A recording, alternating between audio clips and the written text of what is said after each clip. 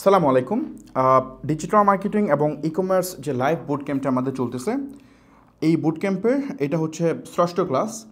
So এর আগে আমরা 5টা ক্লাস কমপ্লিট করছি। আপনারা চেষ্টা করবেন ধারাবাহিকভাবে সবগুলা ক্লাস কমপ্লিট করার জন্য। আর 5 নম্বর ক্লাসে অলরেডি আমরা আমাদের যে সেল চ্যালেঞ্জ ছিল সেটা আমরা কমপ্লিট করে ফেলছি। এবং মোটামুটি আমরা 3 দিনের মধ্যে কমপ্লিট করছি। সেটার রেজাল্ট আমি দেখাইছি অলরেডি। আমাদের যে প্রোডাক্ট ডেলিভারি হয়ে গেছে, অ্যাড অ্যাকাউন্টের রেজাল্ট, এগুলো আমি অলরেডি দেখাই ফেলছি। সো এখন যে জিনিসটা আপনাদেরকে মানে এই বাকি যে সিরিজটা থাকবে, এই সিরিজটাতে বেসিক্যালি আমি যে জিনিসটা ফোকাস করব, দেখেন সবসময় বলে যে সেলের প্রতি নাকি আমরা ফোকাস করি, খালি ফিগার মানে নাম্বার। আরে ভাই, ব্যাপারটা বুঝতে হবে। আমাদের এখানে বিভিন্ন টাইপের অডিয়েন্স আসে, মানে এই লাইভটা অনেক টাইপের মানুষ দেখে। আমি অ্যাকচুয়ালি মানুষকে মোটিভেট করি যে যেন তারা হচ্ছে কিছু করে। বাংলাদেশের মানুষের সবচেয়ে বড় সমস্যা হচ্ছে তারা বসে থাকে, কিছু করে না। যারা অ্যাকশন টেকার তারা কিন্তু ভালো করে, রিসোর্স কিন্তু অনেক আছে অ্যাভেলেবেল। সো মানুষ যদি চায় তাহলে ভালো করতে পারে। সো আমার গোল থাকে যারা ব্যবসা করে শুধু তাদেরকে মোটিভেট করা না, যারা ব্যবসা করে না, যারা কিছু করতে চায়, বেকার তো অনেক বেশি আমাদের দেশে।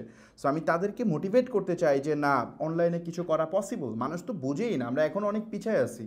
সো আমরা ওই জায়গাটাতে কাজ করি যাতে করে মানুষ মোটিভেটেড হয় এবং এই ব্যাপারগুলোকে সিরিয়াসলি ডিল করে। এখনও মানে এখন তো কিছুটা আছে। আমি যখন কাজ করতাম তখন মানুষকে যখন বলতাম যে আমি অনলাইনে কাজ করি, তখন মানুষ তো হাসতো, আরে ধরে কী করে, অনলাইনে কী কাজ করে। সো কারেন্টলি কিছুটা মানা যায়। বাংলাদেশে বিশেষ করে প্রাইম মিনিস্টার থেকে শুরু করে যারা আছে তারা হচ্ছে এটাকে প্রমোট করতেছে প্রচুর। অনেক কমিউনিটি আছে, ই ক্যাব আছে, তো তারপরে আরও অনেক ভালো ভালো প্ল্যাটফর্ম আছে যারা হচ্ছে আপনার এগুলোকে প্রমোট করতেছে কন্টিনিউয়াসলি। সো যার কারণে ই কমার্সের ব্যাপারে মানুষ জানে কিছুটা। অন্যান্য ক্ষেত্রে ধরেন ফ্রিল্যান্সিংয়ের ব্যাপারে অনেক মানুষ কিছুটা জানে। সো এখানে আমি মনে করি অনেক অডিয়েন্স আছে যারা আসলে একেবারে মানে কিছু জানে না, তাদেরকে লক্ষ্য করে আমরা কথা বলি। এই জন্য নাম্বারগুলো দেখাইতে হয়, নাম্বারগুলো দেখলে মোটিভেট হয়। মানি হচ্ছে সবচেয়ে বড় মোটিভেশনের জায়গা। সো আমি এটা আগে করে দেখাইছি যেটা পসিবল। এখন আমরা লার্নিং পার্টে যাব যে 3 দিনে আমরা 25 লাখ টাকা সেল করে ফেলছি দেখে যে আপনি 3 দিনে 25 লাখ টাকা সেল করে ফেলতে পারেন, ব্যাপারটা এমন না।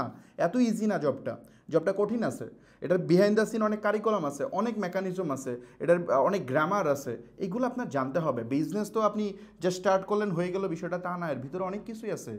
সো সো এই মানে এটা মানে এটা এটা ডার্ক হোলের মতো। আপনি মানে অনেক ডার্ক এরিয়া। আপনি এটা যত এক্সপ্লোর করবেন তত আপনি বুঝতে পারবেন। সো এই জন্য আমি বলি যেটা, যে আমাদের 5টা ক্লাসে আমরা সেল দেখায় ব্যাপারটা মোটিভেট করলাম। এখন দেখবেন অডিয়েন্স দিন দিন কমে, কনসিস্টেন্সি বেশি থাকে না। আমি জানি না এখন লাইভ কয়জন দেখতেছে, এটা কমে আসবে, এটা সব ক্ষেত্রেই হয়। আমরা দেখছি যে একটা পেইড মেন্টরশিপে ঢুকছি অনেক টাকা দিয়ে, বাট আমরা দেখতে পাচ্ছি যে লাস্ট অব্দি বেশি মানুষ টিকতে পারে না। খুব সামান্য মানুষই টিকতে পারে।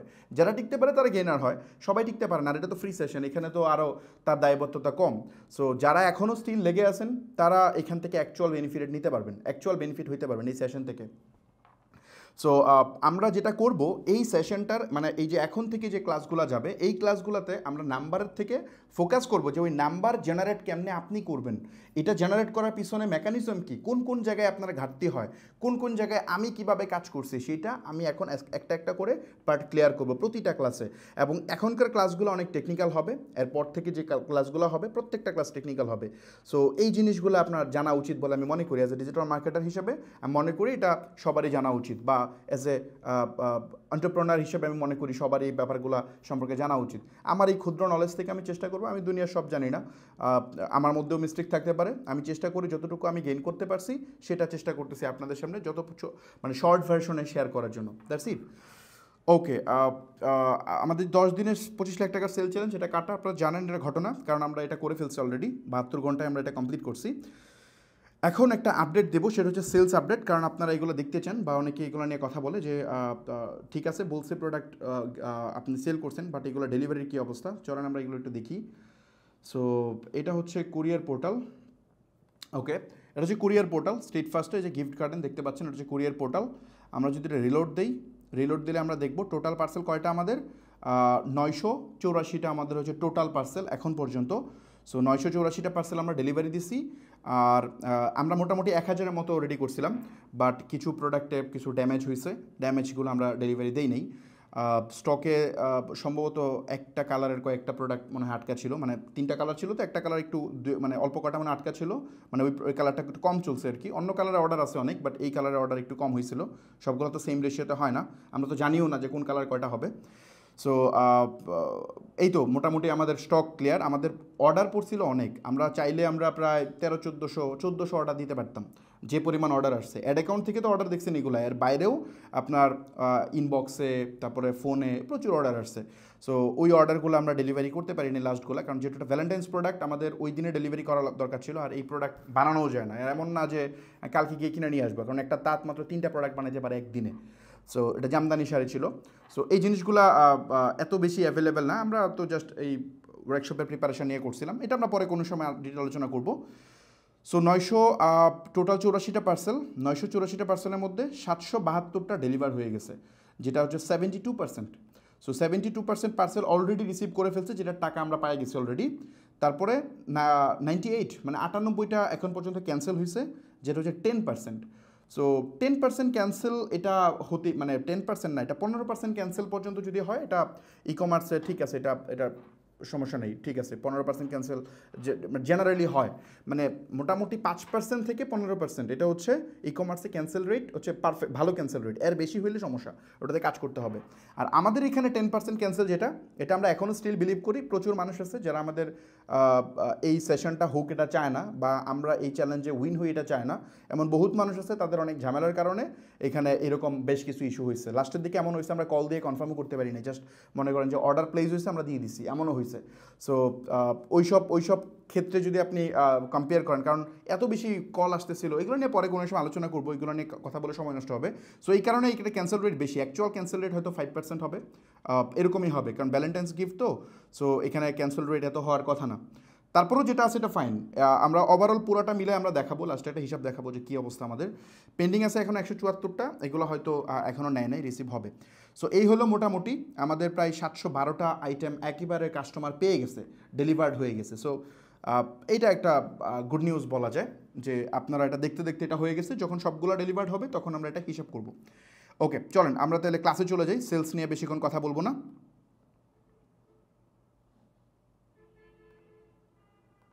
সরি, ওকে, আচ্ছা। তারপর হচ্ছে আমি যে জিনিসটা এর আগের ক্লাসে 4 নাম্বার ক্লাসে অ্যাড দিয়ে এবং ওটা 5 নাম্বার ক্লাসে একটা রেজাল্ট দেখাইছি, যে ফেসবুক বেসিক্যালি আমরা যে প্রোডাক্ট সেল করতে চাই, আমরা যদি সেলসে অ্যাড রান না করি, মানে হচ্ছে আপনার ফেসবুকের কাছে যদি আমি মানে সেলস অডিয়েন্স না চাই, মানে ধরেন ফেসবুকে যদি আমরা পারচেসের কমেন্ট না দিই, তাহলে আমাদেরকে কিন্তু ফেসবুক সেল দিবে না আলটিমেটলি। এটা কিন্তু একদম প্র্যাকটিক্যালি আমি অ্যাড রান করে আপনাদেরকে দেখাইছি এর আগের ক্লাসে, যদি আপনারা একটু দেখে নেন তাহলে জানবেন। একই ক্যাম্পেইনের সব ধরনের ক্যাম্পেইন আমরা রান করছি, একই মানে একই অডিয়েন্স, একই অ্যাড কপি, সব সেম। আমরা জাস্ট বিভিন্ন অবজেক্টিভে রান করছি, রান করে এটা দেখছি যে আমাদের সেলস যে ক্যাম্পেইনটা ছিল সেটা থেকে আমরা অ্যাকচুয়াল রেজাল্ট পাইছি। ফেসবুক এটা কেমনে কাজ করে সেটা আমি এক্সপ্লেন করছি। বেসিক্যালি আমরা যদি ব্যবসা করতে চাই, তাহলে আমাদের যে কোনো উপায়ে আমাদেরকে ফেসবুকে কমান্ড দিতে হবে যে যারা অনলাইনে কিনবে এইরকম মানুষের সামনে যেন আমাদের একটা প্লেস করে। সে সারাদিন ঘোরাবে, আমার সেল হবে না যদি ফেসবুক সেলস মানে ওই পারফেক্ট অডিয়েন্সের কাছে আমার একটা না নেয়। এটা উদাহরণস্বরূপ আমি বলছি আগের ক্লাসে। এই ব্যাপারটা আপনার আগে বুঝতে হবে। যদি এটা না বুঝেন তাহলে ভাই পরের ভিডিও দেখে আপনার তেমন একটা লাভ হবে না। আপনাকে ওই মেকানিজমটাকে বুঝে আসতে হবে। আমি এটা আগে থিওরি বলছি, দেন প্র্যাকটিক্যালি করে দেখাইছি। অ্যাকচুয়ালি ফেসবুক এটাই করে। এটা তো বাংলাদেশ প্রেক্ষাপটে এত ওয়াইডলি দেখা যায় না, যখন ইন্টারন্যাশনালি আপনি যখন অ্যাড রান করবেন তখন ব্যাপারটা আরও একদম ক্রিস্টাল ক্লিয়ার চোখের সামনে ভাসে। যে আমি যদি আমেরিকান মার্কেটে বেশি কাজ করি, অন্যান্য দেশের বাইরের দেশে বেশি কাজ করি, সো এইটা আমি একদম ক্লিয়ারলি দেখি এবং এটা অনেক আগে থেকেই দেখি। সো আমাদের দেশে এটার ইম্প্যাক্ট রিসেন্টলি পড়তেছে, বাট অন্যান্য দেশে এটা আগে থেকেই পড়তো। সো ব্যাপারটা হইতেছে আপনাকে কি এটা মেকশিওর করতে হবে যে পারচেস অ্যাড রান না করলে আপনার কাজ হবে না, এটা sure. Facebook not only purchase, আপনি যেটা চাবেন ফেসবুক তা দিবে। আপনি যদি মেসেজের অ্যাড রান করেন, শুধু পেজ দিয়ে যদি ব্যবসা করেন, তাহলে তো আপনি মেসেজ অ্যাডে রান করবেন, আর তো কোনো অপশন নেই। যদি আপনি সেন্ড মেসেজের অ্যাড রান করেন ফেসবুককে, তাহলে আপনি বলতেছেন ফেসবুক আমাকে মেসেজ দাও, তাহলে ফেসবুক আপনাকে মেসেজই দিবে। আপনি ওখান থেকে সেল পাবেন না, দেখবেন 1000 মেসেজ আসবে, অর্ডার আসবে 4টা 5টা। সো এই জিনিসটা ঘটতে থাকবে আপনার সাথে। তো এই কারণে আমি যেটা মনে করি, আপনি স্টিল আমার ওই ক্লাসের পরে অনেকে প্রশ্ন আমি দেখছি যে শুধু ফেসবুক পেজ দিয়ে কি বিজনেস করা যাবে না। অ্যাকচুয়ালি যদি আমি বলি আপনি সিরিয়াসলি বিজনেস করতে চান, তাহলে এই 2024 সালে এসে পসিবল না, আপনি করতে পারবেন না। যদি আপনি মনে করেন এখনও স্টিল আপনি সেল পাচ্ছেন, ওয়েট করেন, জাস্ট কয়েকটা দিন ওয়েট করেন, দেখেন আপনার সেল থাকবে না এরকম। অবস্থা খারাপ হবে, কারণ ফেসবুক এগুলো ফ্রিকুয়েন্টলি চেঞ্জ করতেছে। অলরেডি অনেকের, আমার কথাটা মিলে আনেন যারা এখানে দেখতেছেন, হয়তো কমেন্ট করতে পারেন চাইলে। যদি আমার পেজে আমি কমেন্ট অফ করে রাখি, আচ্ছা পরে কমেন্ট করেন, কমেন্ট অফ করি কারণ হচ্ছে আপনারা যেন মনোযোগ দিয়ে ক্লাসটা দেখতে পারেন, লেখালেখির সাথে এটা হয় না। সো আপনারা নিজেরা হয়তো অলরেডি এটা দেখতেছেন যে এত এত মেসেজ আসে কিন্তু অর্ডার আসে না।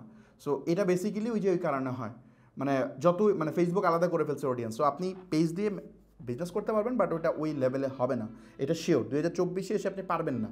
সো আপনাকে ওয়েবসাইটে যেতেই হবে, আদারওয়াইজ ওয়েবসাইট না, আপনাকে পারচেস অ্যাড রান করতেই হবে। আর পারচেস অ্যাড যদি রান করতে চান তাইলে আপনার এটার অ্যান্সার কী বললাম, পেজ দিয়ে বিজনেস আপনি শুরু করতে পারেন, বাট এটা কোনোভাবেই এটা ধরেন ফ্রুটফুল না, এটা হবে না। আচ্ছা, এটা না হওয়ার একটা আরেকটা মেকানিজম বলি, তাহলে আপনার জন্য সুবিধা হবে। সেটা হচ্ছে ফেসবুক অ্যাড অ্যাকচুয়ালি কেমনে কাজ করে। হ্যাঁ, এটা কিন্তু অনেকগুলা ব্যাখ্যা আমি দিচ্ছি, আরেকটা ব্যাখ্যা জাস্ট আমি দিচ্ছি, একটু মানে মনোযোগ দিয়ে শুনবেন, এটা খুব ইম্পর্ট্যান্ট। এই ব্যাখ্যাটা শোনার পরে আমরা অন্য টপিকে যাব। ফেসবুক অ্যাড বেসিক্যালি, ধরেন আমি যখন অ্যাড রান করি, ধরেন আমি অ্যাড রান করলাম, ফেসবুকে বললাম আমি বুস্ট করলাম, মনে করেন আমি বুস্ট করলাম, ফেসবুকে বললাম যে ফেসবুক আমার বাংলাদেশে টোটাল অডিয়েন্স আছে 6 কোটি। আমরা দেখছি যে ফেসবুকে টোটাল 6 কোটি ইউজার আছে বাংলাদেশে। তো আপনি এই পুরা বৃত্তটাকে, এই যে বৃত্তটা দেখতেছেন না, সার্কেল, এই ফুল সার্কেলের ভিতরে মনে করেন যে 6 কোটি মানুষ আছে টোটাল, এই 6 কোটি মানুষ আছে আপনি মনে করেন। সো এই 6 কোটি মানুষ যদি ফুল সার্কেলের মধ্যে থাকে, তাইলে আপনি যখন ফেসবুকে অ্যাড রান করেন, প্রতি 1000 মানুষকে অ্যাড দেখাইতে কত টাকা খরচ হয়? $1, মানে $1 খরচ হয়। সিপিএম দিয়ে বোঝায় এটা। সো যেহেতু $1 দিয়ে আপনার সেল জেনারেট হয় প্রতিটা, মানে প্রতি 1000 মানুষকে অ্যাড দেখাইতে, আপনি ধরেন ডেইলি $10 বাজেট দিলেন, $10। তো তার মানে কি 10,000 মানুষকে আপনি অ্যাড দেখাইতে পারবেন, মানে ওই দিনে 10,000 মানুষকে অ্যাড দেখাইতে পারবেন। অথবা আপনি মনে করেন যে আপনি $100 বাজেট দিচ্ছেন, বেশি বাজেট দিচ্ছেন, $100 বুস্ট দিচ্ছেন, তার মানে 1 লাখ মানুষকে আপনি অ্যাড দেখাইতে পারবেন। কিন্তু মানুষ আছে কত? মানুষ আছে 6 কোটি। তার মানে আরও 5,99,00,000 মানুষ এর বাইরে আছে, মানে 5,99,00,000 মানুষের কাছে আপনার অ্যাড যাবে না, যাবে 1 লাখ মানুষের কাছে। তো এখন ফেসবুক বেসিক্যালি করে কি? ফেসবুক যেটা করে, আপনার অ্যাডটা যে কোনো একটা প্রান্ত থেকে স্টার্ট করে। ফর এক্সাম্পল, এই ছোটো ছোটো বিন্দু আছে না, এই যে ছোটো ছোটো বক্স করে রাখছি, আপনি এটাকে মনে করেন ছোটো ছোটো চাঙ্ক, এইগুলাকে ফেসবুক সেপারেট করে ফেলে, জোন আলাদা করে। সো ফেসবুক প্রথমে মনে করেন এই যে উপরে যে বিন্দুটা দেখতেছেন, আপনি যখন অ্যাড রান করছেন তখন এই বিন্দুতে আপনার অ্যাডটা প্লেস করা শুরু করবে। ধরেন এখানে অডিয়েন্স আছে টোটাল 10 লাখ, মানে ফর এক্সাম্পল এই বিন্দুর ভিতরে 10 লাখ মানুষ আছে, মানে টোটাল বড় বিন্দুর ভিতরে, মানে বড় সার্কেলের ভিতরে মানুষ আছে 5 কোটি বা 6 কোটি। আর এই ছোটো ছোটো বিন্দুগুলোর ভিতরে মনে করেন এক একটাতে 10 লাখ করে আছে, সে আলাদা আলাদা ভাগ করছে। আপনি এটাকে বিভাগ, জেলা হিসেবে কল্পনা করতে পারেন, কোনো সমস্যা নেই। সো এই যে বিন্দুটা, ধরেন আপনি যখন অ্যাড রান করছেন তখন আপনার অ্যাডটা ফেসবুক এই বিন্দুতে এনে ফেললো, মানে এই বিন্দুতে এসে ধরেন প্লেস করলো, এখানকার অডিয়েন্সের কাছে দেখানো শুরু করলো। এখন এই অডিয়েন্সগুলা ফেসবুক দেখে যে এখান থেকে কি পরিমাণ মানুষ কনভার্ট হচ্ছে। ফর এক্সাম্পল, সে হচ্ছে ওই আপনার টোটাল 10,000, মানে 1 লাখ মানুষের সামনে, মানে 1 লাখ মানুষের সামনে অ্যাড প্লেস করতে পারবে। ফেসবুক কী করে? ফেসবুক প্রথমত এখান থেকে 4 থেকে 5,000 মানুষের সামনে অ্যাডটা প্লেস করে, মানে সে 1 লাখকে আবার ভাগ করে ফেলে, ভাগ করে সে যেটা করে, ধরেন 4 থেকে 5,000 মানুষের সামনে অ্যাডটা প্লেস হয়। প্লেস হওয়ার পরে যখন দেখে যে এই, মানে ও যে 5,000 মানুষের সামনে একটা দিল, এটা কি রাইট অডিয়েন্স নাকি রং অডিয়েন্স, এটা ফেসবুক ডিসিশন মেক করে। মানে এই বিন্দুটাই যে, মানে আমার যে প্রোডাক্ট, এটা কি এই বিন্দুর অডিয়েন্সই কিনবে না অন্যরাও কিনবে, এটা ফেসবুক জানে না তখন পর্যন্ত। ফেসবুক বেসিক্যালি একটা রান করে এই অডিয়েন্সের কাছে, একটা প্লেস করা স্টার্ট করার পর যখন দেখে যে ফেসবুক একটা মনিটরিং করে যে কি হয় ঘটনা। ফেসবুক যখন দেখে যে না, এদের কাছে অ্যাড প্লেস হইতেছে বাট এরা পারচেস করতেছে না, তখন কি করে? তখন ফেসবুক এই বিন্দু থেকে অন্য বিন্দুতে অ্যাড প্লেস স্টার্ট করে। ধরেন এই বিন্দুতে এসে অ্যাড প্লেস শুরু করবে, মানে এখানে এসে স্টার্ট করবে, এখানে এটা বাদ দিয়ে সে এখানে স্টার্ট করবে। মানে 5,000 এখানে দেখাইলো, বাকি 95,000 জন্য সে আরও 5,000 এখানে, মানে আরও 4-5,000 মানুষের কাছে এখানে প্লেস করা স্টার্ট করে। নাম্বারগুলো বোঝানোর জন্য বলতেছি, ফেসবুক এটা ফেসবুকের মতো করে। সো এখানে সে প্লেস করা শুরু করে। সো এইখানে 5,000 মানুষের কাছে প্লেস করার পরে যখন ফেসবুক দেখে যে না, ফেসবুকের কাছে আমি যা চাইছি ফেসবুক তা পাচ্ছে, এখানকার মানুষ বেশি কিনতেছে, তখন যেটা করে ফেসবুক এই এরিয়াতেই ফেসবুক অ্যাডটা প্লেস করা স্টার্ট করে, মানে বাড়ানো শুরু করে, মানে প্রচুর পরিমাণে স্কেল করা স্টার্ট করে। ফেসবুক তখন দেখা যায় বাকি ফুল ইমপ্রেশন সে এখানে দিয়ে দেয়, হয়তো 60 থেকে 70 হাজার ইমপ্রেশন এখানে দিয়ে দেয়। কারণ এখান থেকে সেল আসতেছে, আর এখান থেকে সেল আসে না, এই জন্য আর এখানে প্লেস করে না। আর এদিকে আশেপাশে সে একটু এক্সপেরিমেন্ট করে যে এদিকে কী অবস্থা, ধরেন এদিকে সে আরও 2-3 হাজার দেয়, দিয়ে দেখে কাজ হয় না, বাদ দিয়ে এখানে ট্রাই করে। সো এইভাবে সে এক্সপেরিমেন্ট করে করে সে দেখে কোথায় সবচেয়ে রাইট অডিয়েন্স আছে, কোন জায়গা থেকে বেশি কনভার্ট হচ্ছে। এটা দেখেই মূলত ফেসবুক অপটিমাইজ হয়। আমরা বলি না Facebook ad optimise, this is Facebook ad optimise. এইভাবে ফেসবুক আস্তে আস্তে অপটিমাইজ হয়, যে লার্নিং ফেজ, অ্যাড রান করার পর দেখবেন লার্নিং ফেজ, লার্নিংয়ে বেসিক্যালি সেই ডাটাগুলো দেখে যে ফেসবুক কোন ফেজে আছে এখন। সো লার্নিং ফেজটা কমপ্লিট হওয়ার পরে বলি না অ্যাড অপটিমাইজ হয়ে গেছে, লার্নিং ফেজ চলে গেছে। লার্নিং ফেজ চলে গেলে যেটা হয়, ফেসবুক বুঝে যায় যে কোন জায়গা থেকে কনভার্ট হচ্ছে। সো ওই জায়গায় ফেসবুক বেশি বেশি করে মানুষকে অ্যাড প্লেস করতে থাকে। উদাহরণ দিই, যেমন ধরেন একই প্রোডাক্ট আপনি বিভিন্ন জায়গায় বিভিন্ন ধরনের রিয়্যাক্ট করতে পারে। ফর এক্সাম্পল, আপনি একটা কসমেটিক আইটেম সেল করতেছেন, যে কসমেটিক আইটেমটা একটু লাক্সারি, মানে লাক্সারি মিনস আমি বুঝাচ্ছি যে ফর এক্সাম্পল 5,000 টাকা করে পার প্রোডাক্টের দাম। এখন এই প্রোডাক্টটা কিন্তু আপনার অ্যাড অ্যাকাউন্ট থেকে আপনি অ্যাড রান করছেন, একটা রান করছেন 5,000 টাকার প্রোডাক্টের কসমেটিক আইটেম, আর একটা রান করছেন 500 টাকা প্রোডাক্টের। এখন 500 টাকার প্রোডাক্ট এটা কিন্তু যে কোনো মানুষ কিনতে পারবে। যেমন ধরেন এটা যদি সে জাহাঙ্গীরনগর ইউনিভার্সিটি বা ঢাকা ইউনিভার্সিটি বা রাজশাহী ইউনিভার্সিটি, এই ভার্সিটিগুলোতে প্লেস করতে থাকে, তাহলে কিন্তু দেখা যাবে ওটা 500 টাকার প্রোডাক্টটা অনেক বেশি সেল হবে। তার মানে ফেসবুকের লার্নিং কি এখানে, যে ওই ছোট চাঙ্কের অডিয়েন্সগুলো বেশি কাজ করতেছে। এটা হচ্ছে ফেসবুক সেটা অ্যানালিসিস করে দেখছে, এবং ওদের সামনেই বেশি বেশি পাবলিক ইউনিভার্সিটি স্টুডেন্টদের সামনে বেশি বেশি অ্যাড প্লেস হবে। বাট যখন আপনি 5,000 টাকার একটা প্রোডাক্টে অ্যাড রান করবেন, ওই প্রোডাক্ট কিন্তু ফিমেল অডিয়েন্সই, বাট এটা কিন্তু পাবলিক ইউনিভার্সিটি স্টুডেন্টরা হয়তো কিনতে পারতেছে না। কেন? কারণ দেখেন, পাবলিক ইউনিভার্সিটি স্টুডেন্টদের আমরা জানি এরা মেধাবী হয় অনেক, বাট দেখা যায় হয়তো ফাইন্যান্সিয়ালি হয়তো তাদের অবস্থানটা তুলনামূলক কম্পেয়ার করলে একটু কম থাকে প্রাইভেট ইউনিভার্সিটির সাথে। কারণ প্রাইভেট ইউনিভার্সিটিতে একটা স্টুডেন্ট পড়তে তার 8-10 লাখ টাকা লাগে, তাই না? সো এইটাকে কতজন বেয়ার করতে পারে? সো যারাদের আমি সবার কথা বলতেছি না, কিছু অডিয়েন্স ম্যাক্সিমামের ক্ষেত্রে হয়, যারা প্রাইভেট ইউনিভার্সিটিতে পড়তেছে এদের ফাইন্যান্সিয়াল কন্ডিশন ভালো হয়। যেহেতু ওদের ফাইন্যান্সিয়াল কন্ডিশন ভালো, ওরা হয়তো ওই দামি এক্সপেন্সিভ প্রোডাক্টটা অ্যাফোর্ড করতে পারবে। অথবা আরেকটা ব্যাপার হতে পারে যে ধরেন যাদের ধরেন যারা এই গুলশান, তারপর বনানী, এইসব এরিয়াতে যারা থাকে, ওরা হয়তো ওই পরিমাণ অ্যাফোর্ড করতে পারে, ওদের ফাইন্যান্সিয়াল কন্ডিশন ভালো, ওই এলাকাতে হয়তো বেশি পরিমাণ কনভার্ট হবে 5,000 টাকার প্রোডাক্টটা। সো ফেসবুক দেখবে যে প্রোডাক্টটা কোত্থেকে কিনতে, যখনই দেখবে গুলশান থেকে এটা সেল হয়েছে, তখন ফেসবুক ওটা গুলশান এরিয়াতেই বানানো শুরু করবে, অন্য জায়গায় সে ট্রাই করবে না। ওই এক্সপেন্সিভ গুড সে যদি আপনার অন্য জায়গায়, আপনি হয়তো টার্গেট করছেন ফুল বাংলাদেশ, তারপরেও দেখবেন ফেসবুক এটা গুলশানই দেখাচ্ছে, কারণ ফেসবুক দেখছে গুলশান থেকে এটা সেল আসতেছে। সো বিষয়টা এরকম আর কি, এটা ফেসবুকের এআই দিয়ে ফেসবুক বুঝে। এখন আমরা যখন মেসেজ অ্যাড রান করি, ব্যাপারটা খেয়াল করেন, আমরা যখন মেসেজ অ্যাড রান করি তখন ফেসবুকের চোখ আমরা বেঁধে দিই, আমাদের চোখটা ফেসবুকের আমরা আটকাই দিই, অন্ধ বানিয়ে দিই। কারণ দেখেন, মেসেজের মাধ্যমে যে সেলটা হয় ওটা কেমনে হয়? মেসেজের মাধ্যমে বেসিক্যালি সেলটা হয়, আমি ফর এক্সাম্পল একজন মানুষ মেসেজ দিছে, ভাই আমি প্রোডাক্টটা নিতে চাই, তখন আমাদের একজন লোক বলে যে জি স্যার বা ম্যাডাম আপনি প্রোডাক্টটা নিতে পারেন, আপনি আপনার ফোন নাম্বারটা এবং কন্ট্যাক্ট ডিটেলসটা দেন বা আপনার ডেলিভারি অ্যাড্রেসটা দেন। তখন ওনার ফোন নাম্বারটা আপনি নেন, নিয়ে একজন ফোন দিয়ে বলে যে স্যার আপনার অ্যাড্রেসটা ঠিক আছে, আপনি কি অর্ডার প্লেস করতে চান, আমি পাঠিয়ে দিব। তখন বেসিক্যালি ফোনে কথা বলে আপনি অর্ডারটা কনফার্ম করে প্রোডাক্টটা আপনি কুরিয়ার এন্ট্রি দিয়ে পাঠিয়ে দেন। এখন কথা হচ্ছে, আপনি যে ওর অর্ডারটা পাইছেন এটা কি ফেসবুক জানে? ফেসবুক তো জানে না। ফেসবুক দেখতেছে মেসেজ, ফেসবুক জানে মেসেজ হয়েছে। এখন বাংলাতে আপনি চ্যাট করতেছেন বা বাংলিশে চ্যাট করতেছেন, এটা ফেসবুক ডিকোড করে না, রেকর্ড করতে এটা বুঝতে পারে না যে এখানে সেল হয়েছে কি না। আর আপনি ম্যাক্সিমাম টাইম তো ফেসবুকে চ্যাট করে অর্ডার নেন না, অর্ডার নিয়ে নেন ফোনে কথা বলে, তখন এটা ফেসবুক জানে না। আর যখন ফেসবুক জানে না, তখন কি করে? তখন ফেসবুকের রেসপন্সিবিলিটি হয় শুধু মেসেজ থ্রু করা, কারণ আপনি তো দিয়েছেন মেসেজ, ফেসবুক জাস্ট মেসেজ দিয়ে সে তার দায় ছেড়ে দিচ্ছে। সো ফেসবুক ট্রাই করে কোত্থেকে মেসেজ দিতে পারবে আপনাকে, মেসেজ দিতে পারলেই হ্যাপি, বাকি সেল টেল হচ্ছে কি না এটা ফেসবুক জানে না। এটা হচ্ছে প্রথম স্ট্র্যাটেজি।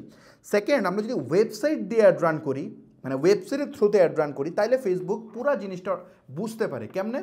যেমন ধরেন একজন মানুষ ওয়েবসাইটে গেছে, ভিজিট করছে, কোন এরিয়া থেকে ধরেন পারচেস হচ্ছে না, পারচেস হওয়া দরকার নাই, বাট কোন এরিয়া থেকে বেশি মানুষ ওয়েবসাইট ভিজিট করতেছে এটা কিন্তু ফেসবুক জানে।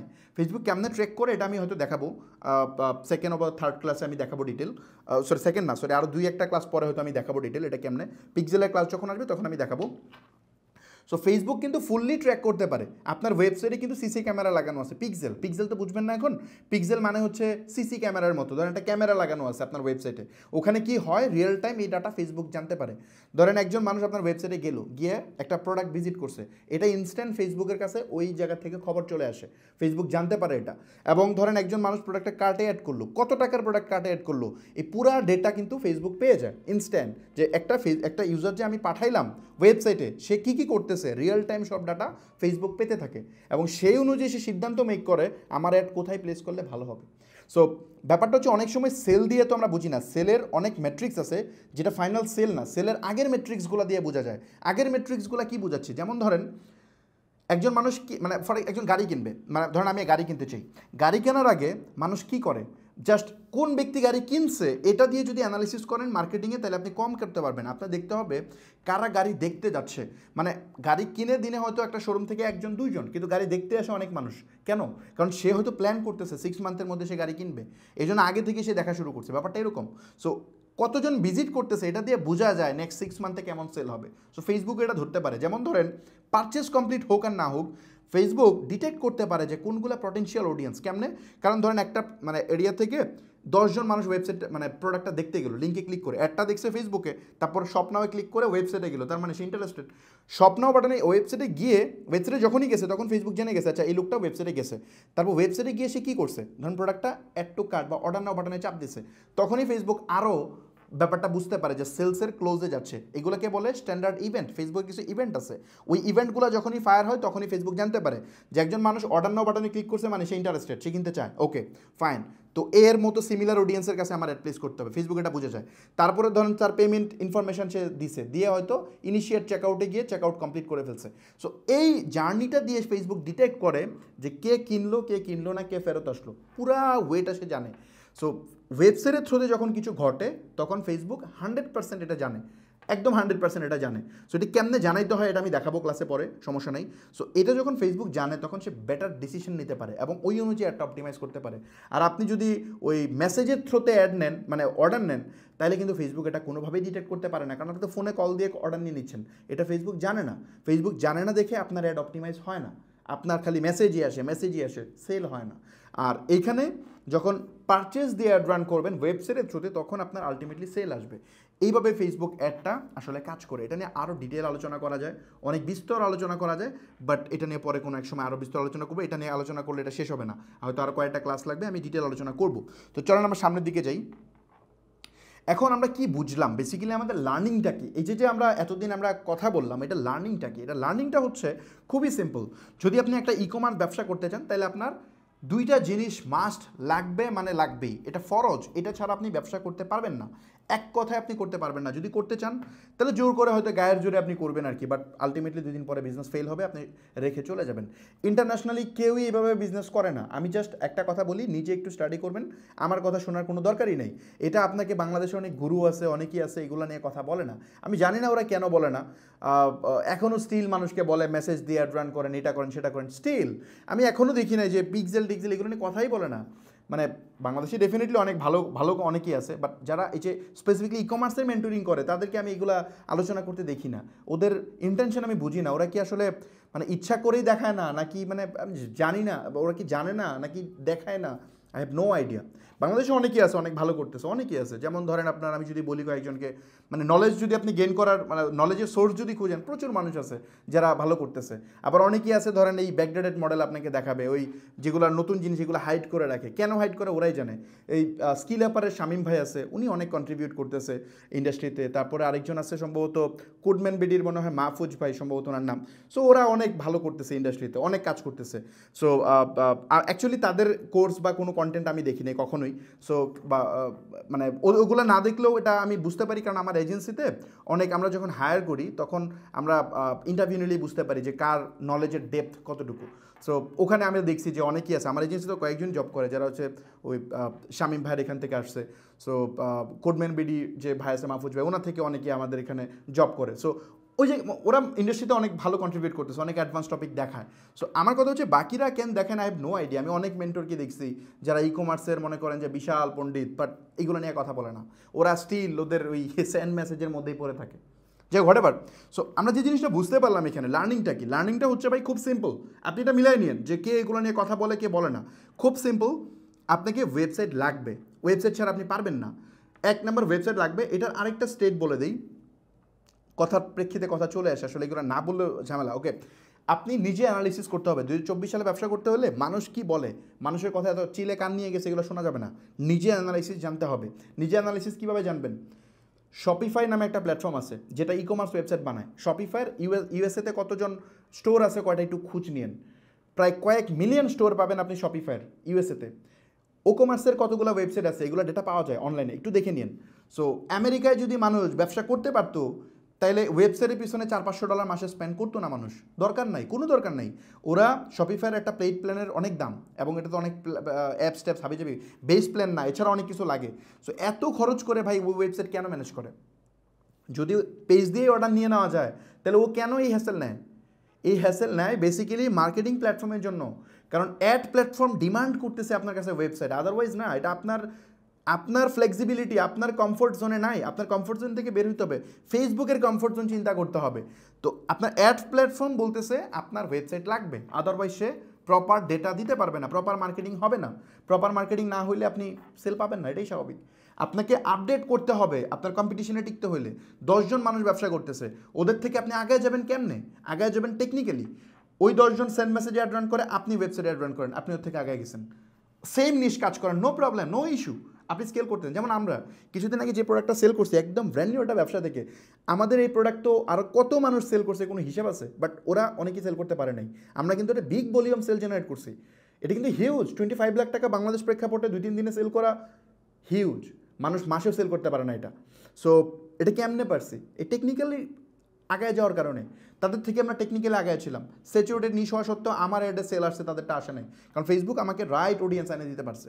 সো আপনাকে ওই জায়গায় যেতে হবে, আদারওয়াইজ হবে না। এগুলো একটু স্টাডি করেন। মানুষ কে কী বলে ওর কথা শুনেন না, এগুলো স্টাডি করেন, আদারওয়াইজ ব্যবসা আপনার দ্বারা হবে না। খুব সিম্পল হিসাব। ব্যবসা বোকা মানুষ দ্বারা হয় না, ব্যবসা স্মার্ট মানুষ দ্বারা হয়। ব্যবসা করতে গেলে চালাক হইতে হয়। সো এই জিনিসগুলো জানতে হয়। কে কী বললো ওগুলা মানে যা শুনলেন আর বুঝলেন হবে না এগুলা। সো হোয়াটএভার কী লাগবে আমরা বুঝতেছি। অবশ্যই মার্কেটিং ফ্রেন্ডলি একটা ওয়েবসাইট লাগবে, এগুলো ফরজ। অথবা আরেকটা হচ্ছে কি, সেই ওয়েবসাইটে সঠিকভাবে পিক্সেল সেট আপ করা থাকতে হবে। পিক্সেল সেট আপ একটা আরেকটা ডার্ক এরিয়া। এটা মনে করেন যে জাস্ট একটা হেডার থেকে, মানে পিক্সেলের একটা ইভেন্ট থেকে পিক্সেল কোডটা কপি করে নিয়ে হচ্ছে হেডার কী বলে ও কমার্স বা হোয়াটএভার যেখানে গিয়ে হেডারে জাস্ট একটা কোড পেস্ট করে দেয়, পেস্ট করে পিক্সেল সেট আপ ডান। আরে ভাই এভাবে হয় না। এটা এটা এটা এটা সিরিয়াস বিষয়, এটাকে সিরিয়াসলি ডিল করতে হবে। সো অনেক কাজ অনেকভাবে করা যায়, ফিনিশিংয়ের অনেক লেভেল আছে, অনেক লেভেল আছে। সো এটা আপনাকে সিরিয়াসলি করতে হবে, এটা এভাবে হয় না, এভাবে কাজ করে না।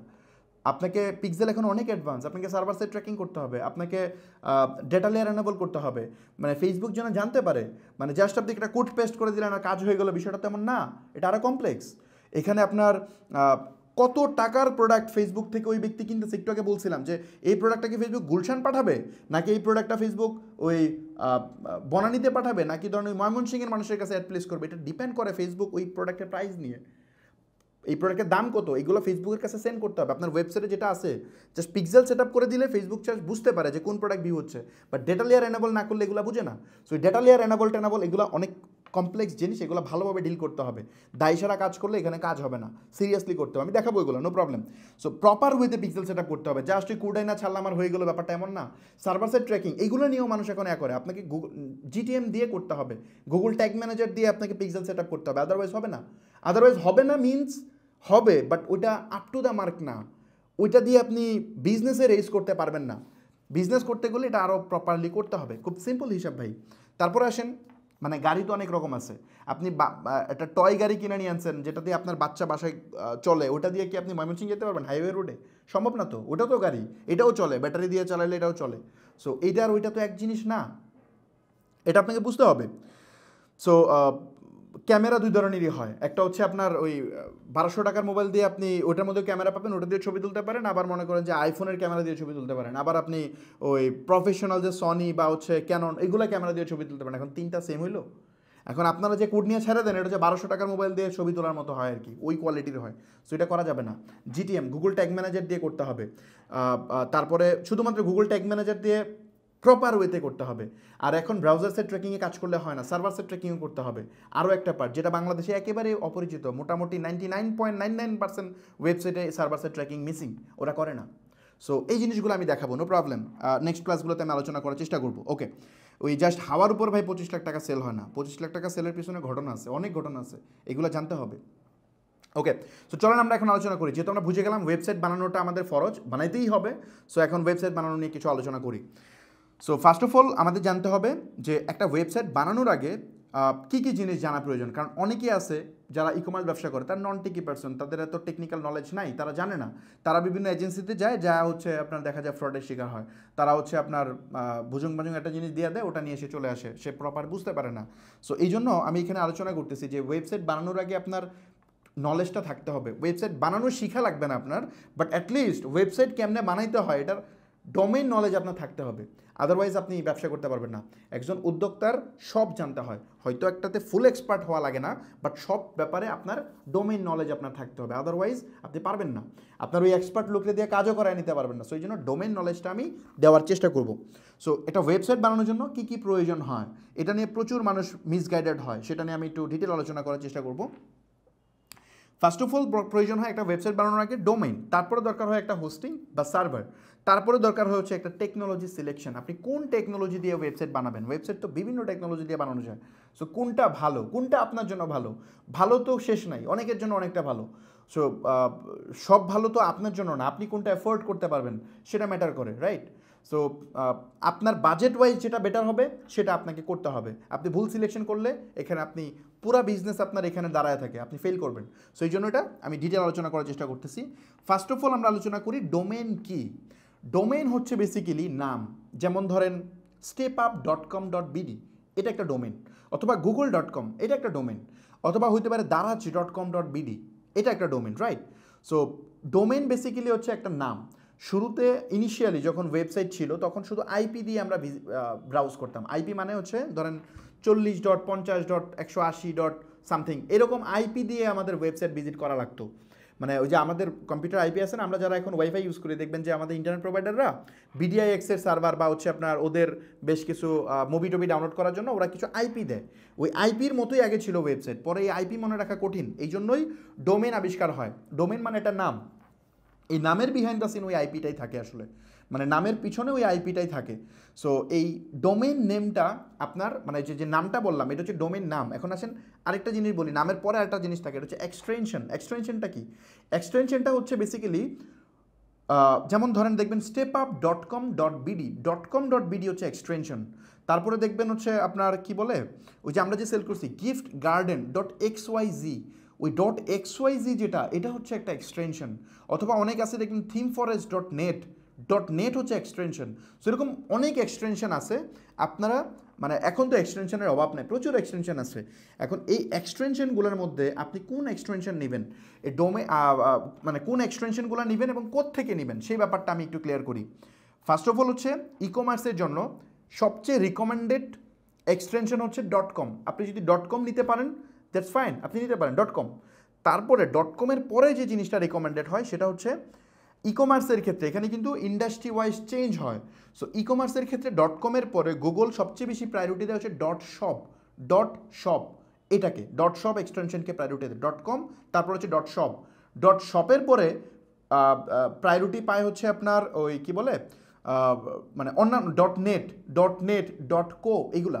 তারপর যদি আমি বলি যে আপনার .xyz এখন অনেক পপুলার হয়ে যাচ্ছে, প্রচুর অনেক বড় বড় কোম্পানি, বাংলাদেশে অনেক কোম্পানি, সেবা .xyz, তারপর বহুত কোম্পানি আছে, এরা এখন .xyz এটা ইউজ করে। আপনারা চাইলে এই এক্সটেনশনটা ইউজ করতে পারেন। সো প্রথমত .com, তারপর .shop, তারপর ই কমার্সের জন্য আমি বলতেছি .com, .shop, তারপর হচ্ছে .co, .net ই কমার্সে না ইউজ করাই ভালো, টেকনোলজি ওয়েবসাইটের জন্য .net ঠিক আছে। তারপর হচ্ছে .xyz, এই টাইপের ডোমেনগুলো আপনারা ইউজ করতে পারেন। আর টেক কোম্পানি হইলে .net ইউজ করবেন। তারপর হচ্ছে আপনি যদি মনে করেন যে কি বলে কোনো ডিজিটাল প্রোডাক্ট বানান বা হচ্ছে কোনো সেস প্রোডাক্ট বানান, তাহলে .io এটা খুব এখন চলতেছে, আইও এক্সটেনশন অনেক ভালো চলতেছে। সো এই টাইপের এক্সটেনশনগুলো আপনারা ইউজ করতে পারেন। আচ্ছা, এখন আসেন, একটা হচ্ছে ইন্টারন্যাশনাল এক্সটেনশন, একটা হচ্ছে কান্ট্রি ডোমেন। মানে ডোমেনের দুইটা ভাগ আছে, একটা হচ্ছে কান্ট্রি ডোমেন, একটা হচ্ছে লোকাল ডোমেন।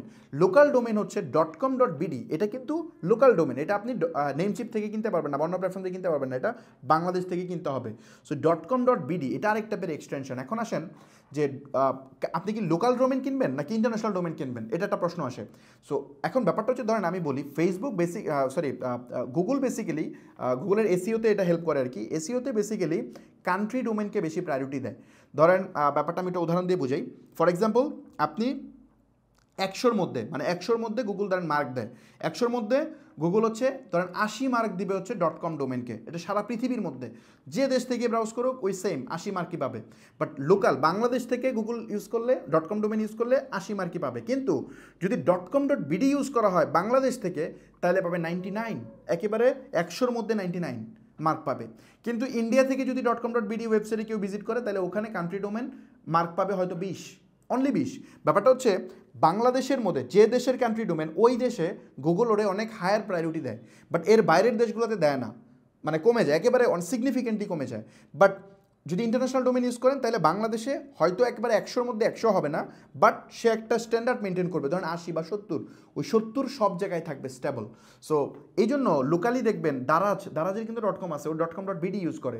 তারপরে দেখবেন যত কোম্পানি আছে আপনি দেখবেন, বাংলাদেশে যত বড় বড় কোম্পানি আছে, এরা সবাই দেখবেন .com.bd ডোমেনটা ইউজ করে। বড় বড় যেগুলো আমি বলতেছি এরা ইউজ করে, কারণ লোকালি এটার .com.bd মানে কান্ট্রি ডোমেনের কিছু অ্যাডভান্টেজ আছে, সেটা নিতে চায়। সো আপনারা লোকালি যদি পসিবল হয়, আমি একদম মানে এখন আমি পুরাটার মার্কিং যদি করি, বাংলাদেশ প্রেক্ষাপটে পসিবল হলে আমার ফার্স্ট চয়েস হচ্ছে .com.bd, তারপরে হচ্ছে .comটা পাওয়া যায় না এখন, .com পাওয়াটা অনেক ডিফিকাল্ট। আপনি সুন্দর নাম নিতে হবে, বাট ওই .comয়ের জন্য বসে থেকে আপনি নাম মিস করেন না। সো .com.bdটা সবচেয়ে বেশি রিকমেন্ডেড, আপনি সুন্দর সুন্দর নাম পাবেন, অনেক ভালো ভালো নাম পাবেন। তারপর হচ্ছে .com, তারপরে হচ্ছে আপনার .shop, তারপর .xyz, .co, এগুলো আপনি নিতে পারেন। সো আশা করি ডোমেনটা বুঝতে পারছেন, বিস্তর আলোচনা করলাম। এখন আসেন ডোমেন, আরেকটা ইম্পর্টেন্ট ব্যাপার, ডোমেন একমাত্র অ্যাসেট, যে অ্যাসেট যদি আপনার অন্য কারো কাছে থাকে, তাইলে আপনার অবস্থা খারাপ, আপনার জীবনে ওটার কন্ট্রোলে নিতে পারবেন না। যেমন ধরেন আপনার একজন ওয়েবসাইট বানিয়ে নিয়েছেন একটা কোম্পানি থেকে, ওই কোম্পানি আপনাকে ওয়েবসাইট দিল না, 2 দিন পরে ওয়েবসাইট নষ্ট করে ফেললো, তারপরে ওইটা জাস্ট এক রাতের মধ্যে আপনি এটা চেঞ্জ করে ফেলতে পারবেন, এক রাতও লাগবে না, 2-3 ঘন্টার মধ্যে রিকভার করতে পারবেন, আগের অবস্থায় ফেরত আসতে পারবেন কোনো মানে মেজর ড্যামেজ ছাড়া। বাট ডোমেইনের অ্যাক্সেস যদি কেউ নিয়ে নেয়, আপনার ওয়েবসাইটের যত ব্যাকআপ আপনার কাছে থাকুক, আপনি জীবনে ব্যাক করতে পারবেন না, আপনাকে নতুনভাবে ব্র্যান্ডিং করতে হবে। যেমন Facebook.com, এটারই কিন্তু দাম, আমরা বলি না ফেসবুকের ভ্যালুয়েশন $700 বিলিয়ন, $800 বিলিয়ন, এটা কিন্তু Facebook.com, এটার দামই সবচেয়ে বেশি। সো ডোমেনের অ্যাক্সেস কেউ নিয়ে নিলে এটা জীবনে আপনি নিতে পারবেন না। সো ডোমেন আপনার হইতে হবে, এটা আপনার প্রপার্টি। ওয়েবসাইটের অ্যাক্সেস আরেকজনের কাছে থাকলে থাকতেই পারে, নো প্রবলেম, কিন্তু ডোমেনের অ্যাক্সেস থাকবে আপনার কাছে। আপনি যদি কোনো এজেন্সি থেকে ওয়েবসাইট বানান, কোনো কোম্পানি থেকে ওয়েবসাইট বানান, তাহলে ডোমেন অবশ্যই আপনার প্রপার্টি। যেমন জমি কিনলে দলিল আপনার নামে হয়, ডোমেনও আপনার নামে হবে। এটা অন্য কেউ কিনে দিল, আপনার কার্ড নেই, কেউ কিনে দিছে, কিনে ইনস্ট্যান্ট আপনার নামে ট্রান্সফার করে দিবে। এটা যদি ট্রান্সফার না করে, আপনি মামলা করেন, যা করেন, আপনি ডোমেন জীবনও নিতে পারবেন না। আমি যদি আপনাকে ডোমেন না দিই, আপনি জীবনও ডোমেন নিতে পারবেন না। ফেসবুকের ডোমেন Facebook.com.bd, এটা বাংলাদেশে কোনো কেউ একটা কিনে ফেলছিল, এটা ফেসবুক মামলা করেও নিতে পারতেছে না এখন, প্রচুর টাকা অনেক ঝামেলা করতেছে, তারপর নিতে পারতেছে না। এই যে BTCL এর এখন ডোমেন কিনতে গেলে ট্রেড লাইসেন্স লাগে, এই রুলস কিন্তু ওখান থেকে রেইজ হয়েছে। সো এখন কিন্তু আর নিতে পারতেছে না, ফেসবুকের মতো কোম্পানি ডোমেন নিতে পারতেছে না, এখন আপনি কেমনে নেবেন? সো বাংলাদেশে এটাকে ব্ল্যাকমেল করে অনেক এজেন্সি, যে ডোমেন কিনে রাখে পর ডোমেনের অ্যাক্সেস দেয় না, সো তার কাছ থেকে যেন সারা জীবন সার্ভিস নিতে হয়। সো এই জন্য ডোমেন অবশ্যই নিজে কিনবেন, একদম ফাইনাল কথা, ডোমেন কিনবেন আপনি নিজে, এবং ডোমেন কার কাছ থেকে কিনবেন? লোকাল প্রোভাইডার থেকে ডোমেন কিনবেন না, এটা আমি সাজেস্ট করি না। ডোমেন কিনবেন, ডোমেন মূলত প্রোভাইড করে আইক্যান নামে একটা কোম্পানি আছে, এটা হচ্ছে ডোমেনের মেইন রেজিস্টার, একেবারে মেইন রেজিস্টার, ওরা ডোমেন প্রোভাইড করে। মানে আইক্যান পরবর্তীতে কিছু মানে সাব রেজিস্টার দিছে, যারা বেসিক্যালি হচ্ছে আপনার আইক্যানের থেকে ডোমেন নিয়ে ওরা সেল করে, মানে ওদেরকে অনুমোদন দিছে, ডিলার বলি না, ডিলারশিপ, কিছু ডিলারশিপ দিছে, যেমন এটা আছে নেমচিপ আছে, গডিডি আছে, এরকম বেশ কয়েকটা আছে। সো এরা বেসিক্যালি হচ্ছে ইন্টারন্যাশনালি পপুলার, ওরা ডোমেন রেজিস্ট্রেশন করা, এগুলো সব আইক্যান ম্যানেজ করে, বাট ওই কোম্পানিগুলো এগুলো রেজিস্ট্রেশন করায়। সো বাংলাদেশ থেকে কিন্তু আমার জানা মতে আইক্যানের কোনো রেজিস্টার নাই। সো বাংলাদেশ থেকে যারা করে এরা মেনলি রিসেলিং করে। সো এই রিসেলিংয়ের ঝামেলা আপনি যাবেন কেন? ডোমেনের ফুল কন্ট্রোল অ্যাক্সেসই পাবেন না, আপনি পরেও ডোমেন নিয়ে বিপদে পড়বেন। ডোমেন হয়তো কিনছেন বাট আপনাকে ফুল অ্যাক্সেস সে দিবে না। সো এই জন্য আমার সাজেশন থাকবে নেমচিপ থেকে আপনারা কিনবেন। আমি একটু দেখাই দিই আপনাদেরকে, এটা এই ভুলটা কেউ করবেন না আপনারা। namecheap.com এখান থেকে আপনারা কিনবেন, namecheap.com। যদি কার্ড না থাকে তাহলে অন্য কারো কার্ড দিয়ে কিনবেন, কোনো সমস্যা নেই। ডোমেন আপনি অন্য কারো কার্ড দিয়ে কিনবেন, কিনে বলবেন আপনার নেমচিপ অ্যাকাউন্টে ট্রান্সফার করে দিতে, ইনস্ট্যান্ট ট্রান্সফার করে দেবে। কীভাবে ট্রান্সফার করতে হয় এটা আমি নেক্সট কোনো একটা ক্লাসে আমি দেখাবো।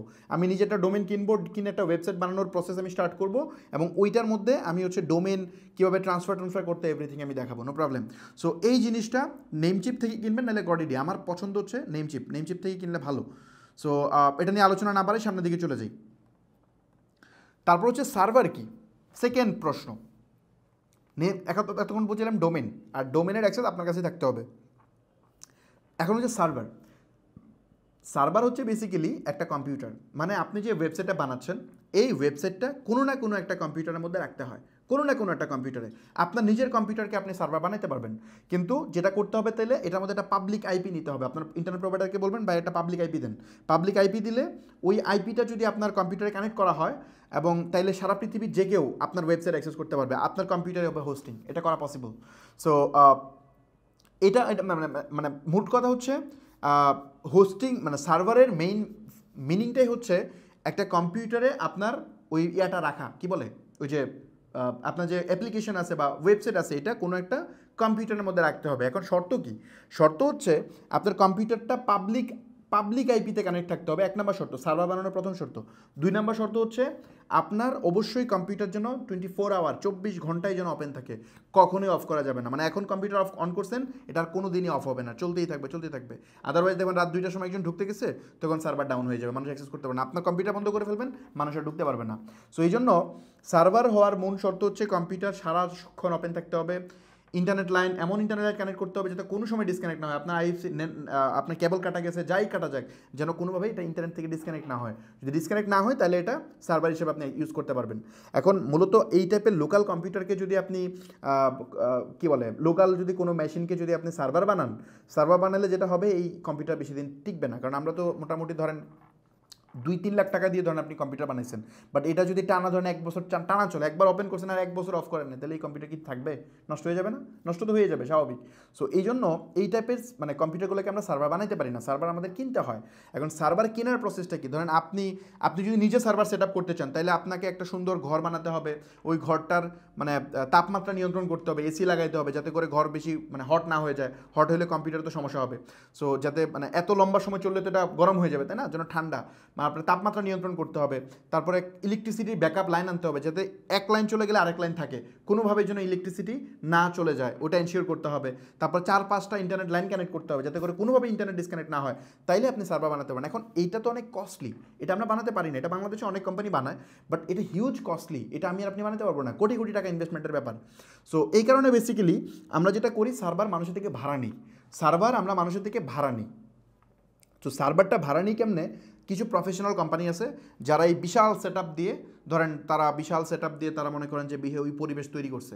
ওখানে ধরেন ইলেকট্রিসিটি ব্যাকআপ আছে, জেনারেটর আছে, কোনো সময় কারেন্ট যাবে না। যদি বাংলাদেশে 10 দিনও কারেন্ট না থাকে, ওখানে কারেন্ট থাকবে। সো এরকম ইনফ্রাস্ট্রাকচার তারা বিল্ড করছে।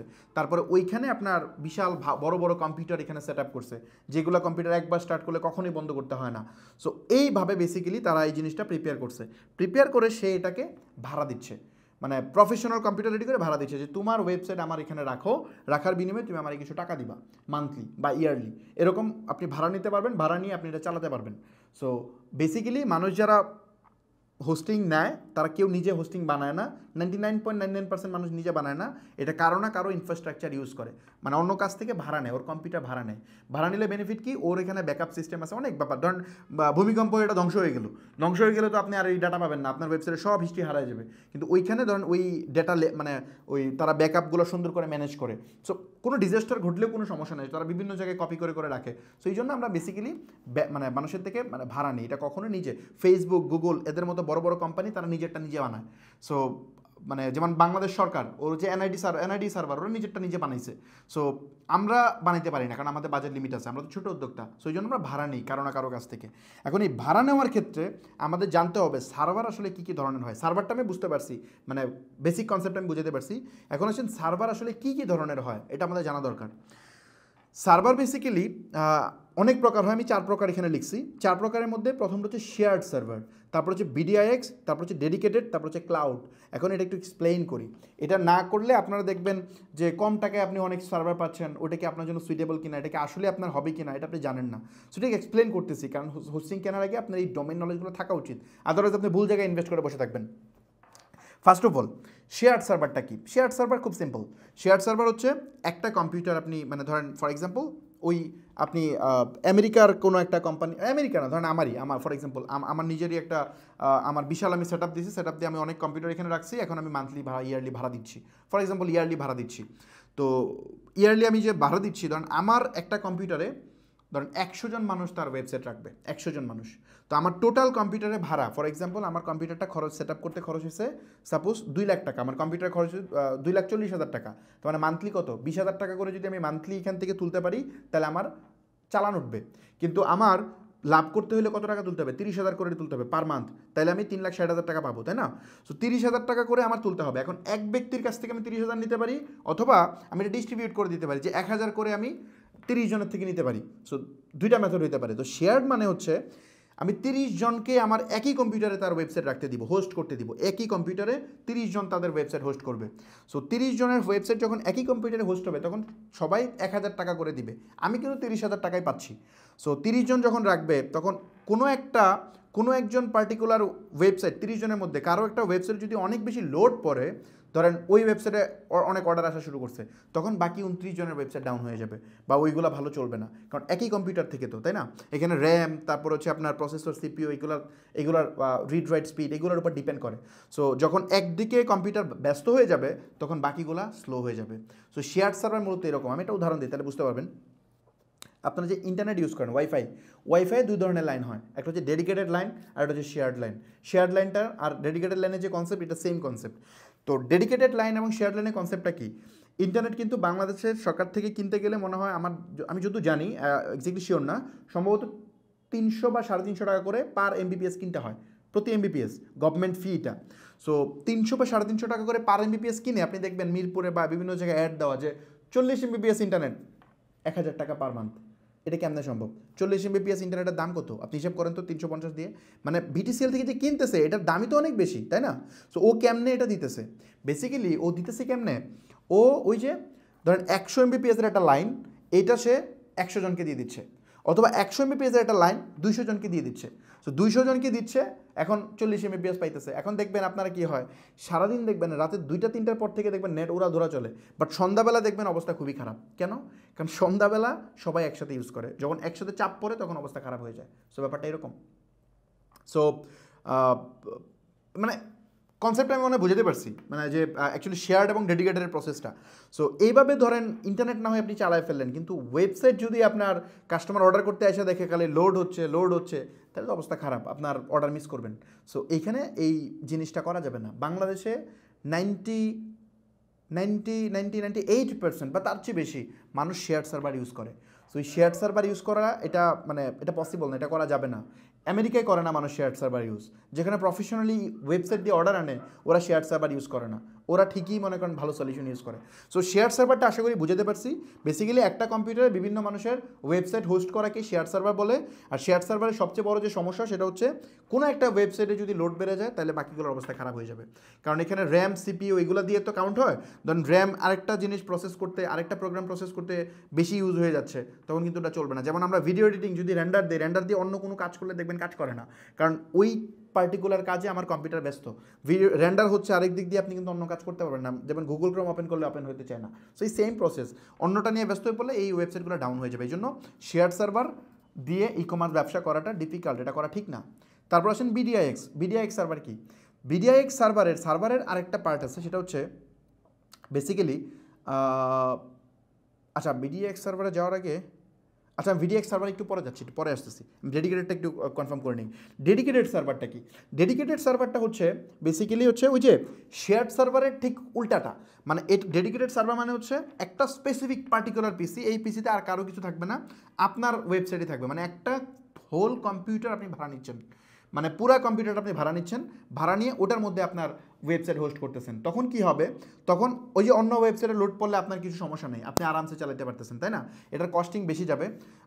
যদি আপনি শেয়ার সার্ভার নিতে পারেন, ফর এক্সাম্পল ইয়ারলি হয়তো 5,000 টাকা, মানে 5,000 টাকা না আরকম, ধরেন 5,000 টাকা যদি ইয়ারলি আপনি নিতে পারেন, তাহলে এইটা পড়বে 50-60 হাজার টাকা বা তার চেয়ে বেশি, মানে আরও বেশি, 1 লাখ টাকা পড়বে, হয়তো 1 লাখ টাকার আশেপাশে পড়বে। ওটা 5,000 টাকায় আপনি যা পাবেন, এখানে ডেডিকেটেড আপনি একা যদি নিতে চান তাহলে 1 লাখ টাকার মতো পার ইয়ার পড়বে আর কি। মানে প্রতি বছরে ওটা পড়বে 1 লাখ টাকা, আর এটা পড়বে হয়তো 5,000 টাকা। গ্যাপটা খেয়াল করছেন? সো ডেডিকেটেড সার্ভার হচ্ছে ফুল কম্পিউটার আপনার, এখানে আর কেউ নিবে না। আচ্ছা এখন আসেন, ওই যে ওয়াইফাইয়ের মধ্যেও সেম, কিন্তু কর্পোরেট লাইন আছে দেখবেন একটা, বাসার মধ্যে যখন নেট দেয় তখন একরকম প্রাইস, কর্পোরেট লাইনে আরেক রকম প্রাইস। কেন জানেন? কারণ কর্পোরেট লাইনে তো আর এই ধরনের উল্টাপাল্টা চলে না, কারণ অফিসে কাজ হবে, ওইখানে দেখবেন নেটের দাম বেশি। আপনি প্রত্যেকটা আইএসপির কর্পোরেট প্যাকেজ চেক করবেন, এটার দাম বেশি থাকবে ডেডিকেটেড প্যাকেজগুলো। সো এখানেও সেম। সো ডেডিকেটেড সার্ভারের দাম অনেক বেশি হবে, কারণ পুরো কম্পিউটারটা আপনি ভাড়া নিচ্ছেন। এখন আসেন ডেডিকেটেড সার্ভারের কী সমস্যা? ডেডিকেটেড সার্ভার তো ওই সমস্যা সমাধান করছে। সমস্যাটা কি? সমস্যাটা হচ্ছে বেসিক্যালি আপনি ধরেন একটা উইনিং প্রোডাক্ট পাইছেন, আপনি দিনে ধরেন মানে সাধারণত আপনি 10টা আইটেম করে পার ডে সেল করেন, মাসে 300 আইটেম সেল হয় আপনার, পার মান্থ 300 আইটেম আপনি সেল করেন। তো হঠাৎ করে যখন আপনি একটা সিজন আসছে, তখন আপনার সেল বেড়ে গেছে, বা সিজন ছাড়াই আপনি একটা উইনিং প্রোডাক্ট পাইছেন, আপনি স্কেল করতেছেন, আপনি অ্যাড দিচ্ছেন, সেল বাড়তেছে। ফর এক্সাম্পল আমরা যেমন 500-600 অর্ডার নিছি পার ডে। সো এরকম যখন আপনি ভিক ভলিউমের অর্ডার পার ডে নেওয়া শুরু করবেন, তখন আপনার এই কম্পিউটার আর লোড নিতে পারবে না। কারণ আপনার এই কম্পিউটারটা তো একটা আছে, মানে কি বলে, ওর তো একটা লোড ক্যাপাসিটি আছে, যে এই কম্পিউটারটা 300 অর্ডার পার মান্থ প্রসেস করতে পারবে। এখন যখন আপনার হঠাৎ করে পার মান্থ 5,000 অর্ডার প্রসেস করার প্রয়োজন হবে, তখন এই কম্পিউটার দিয়ে আর পসিবল না। তখন বেশি অতিরিক্ত লোডের কারণে ওয়েবসাইট ডাউন হয়ে যাবে।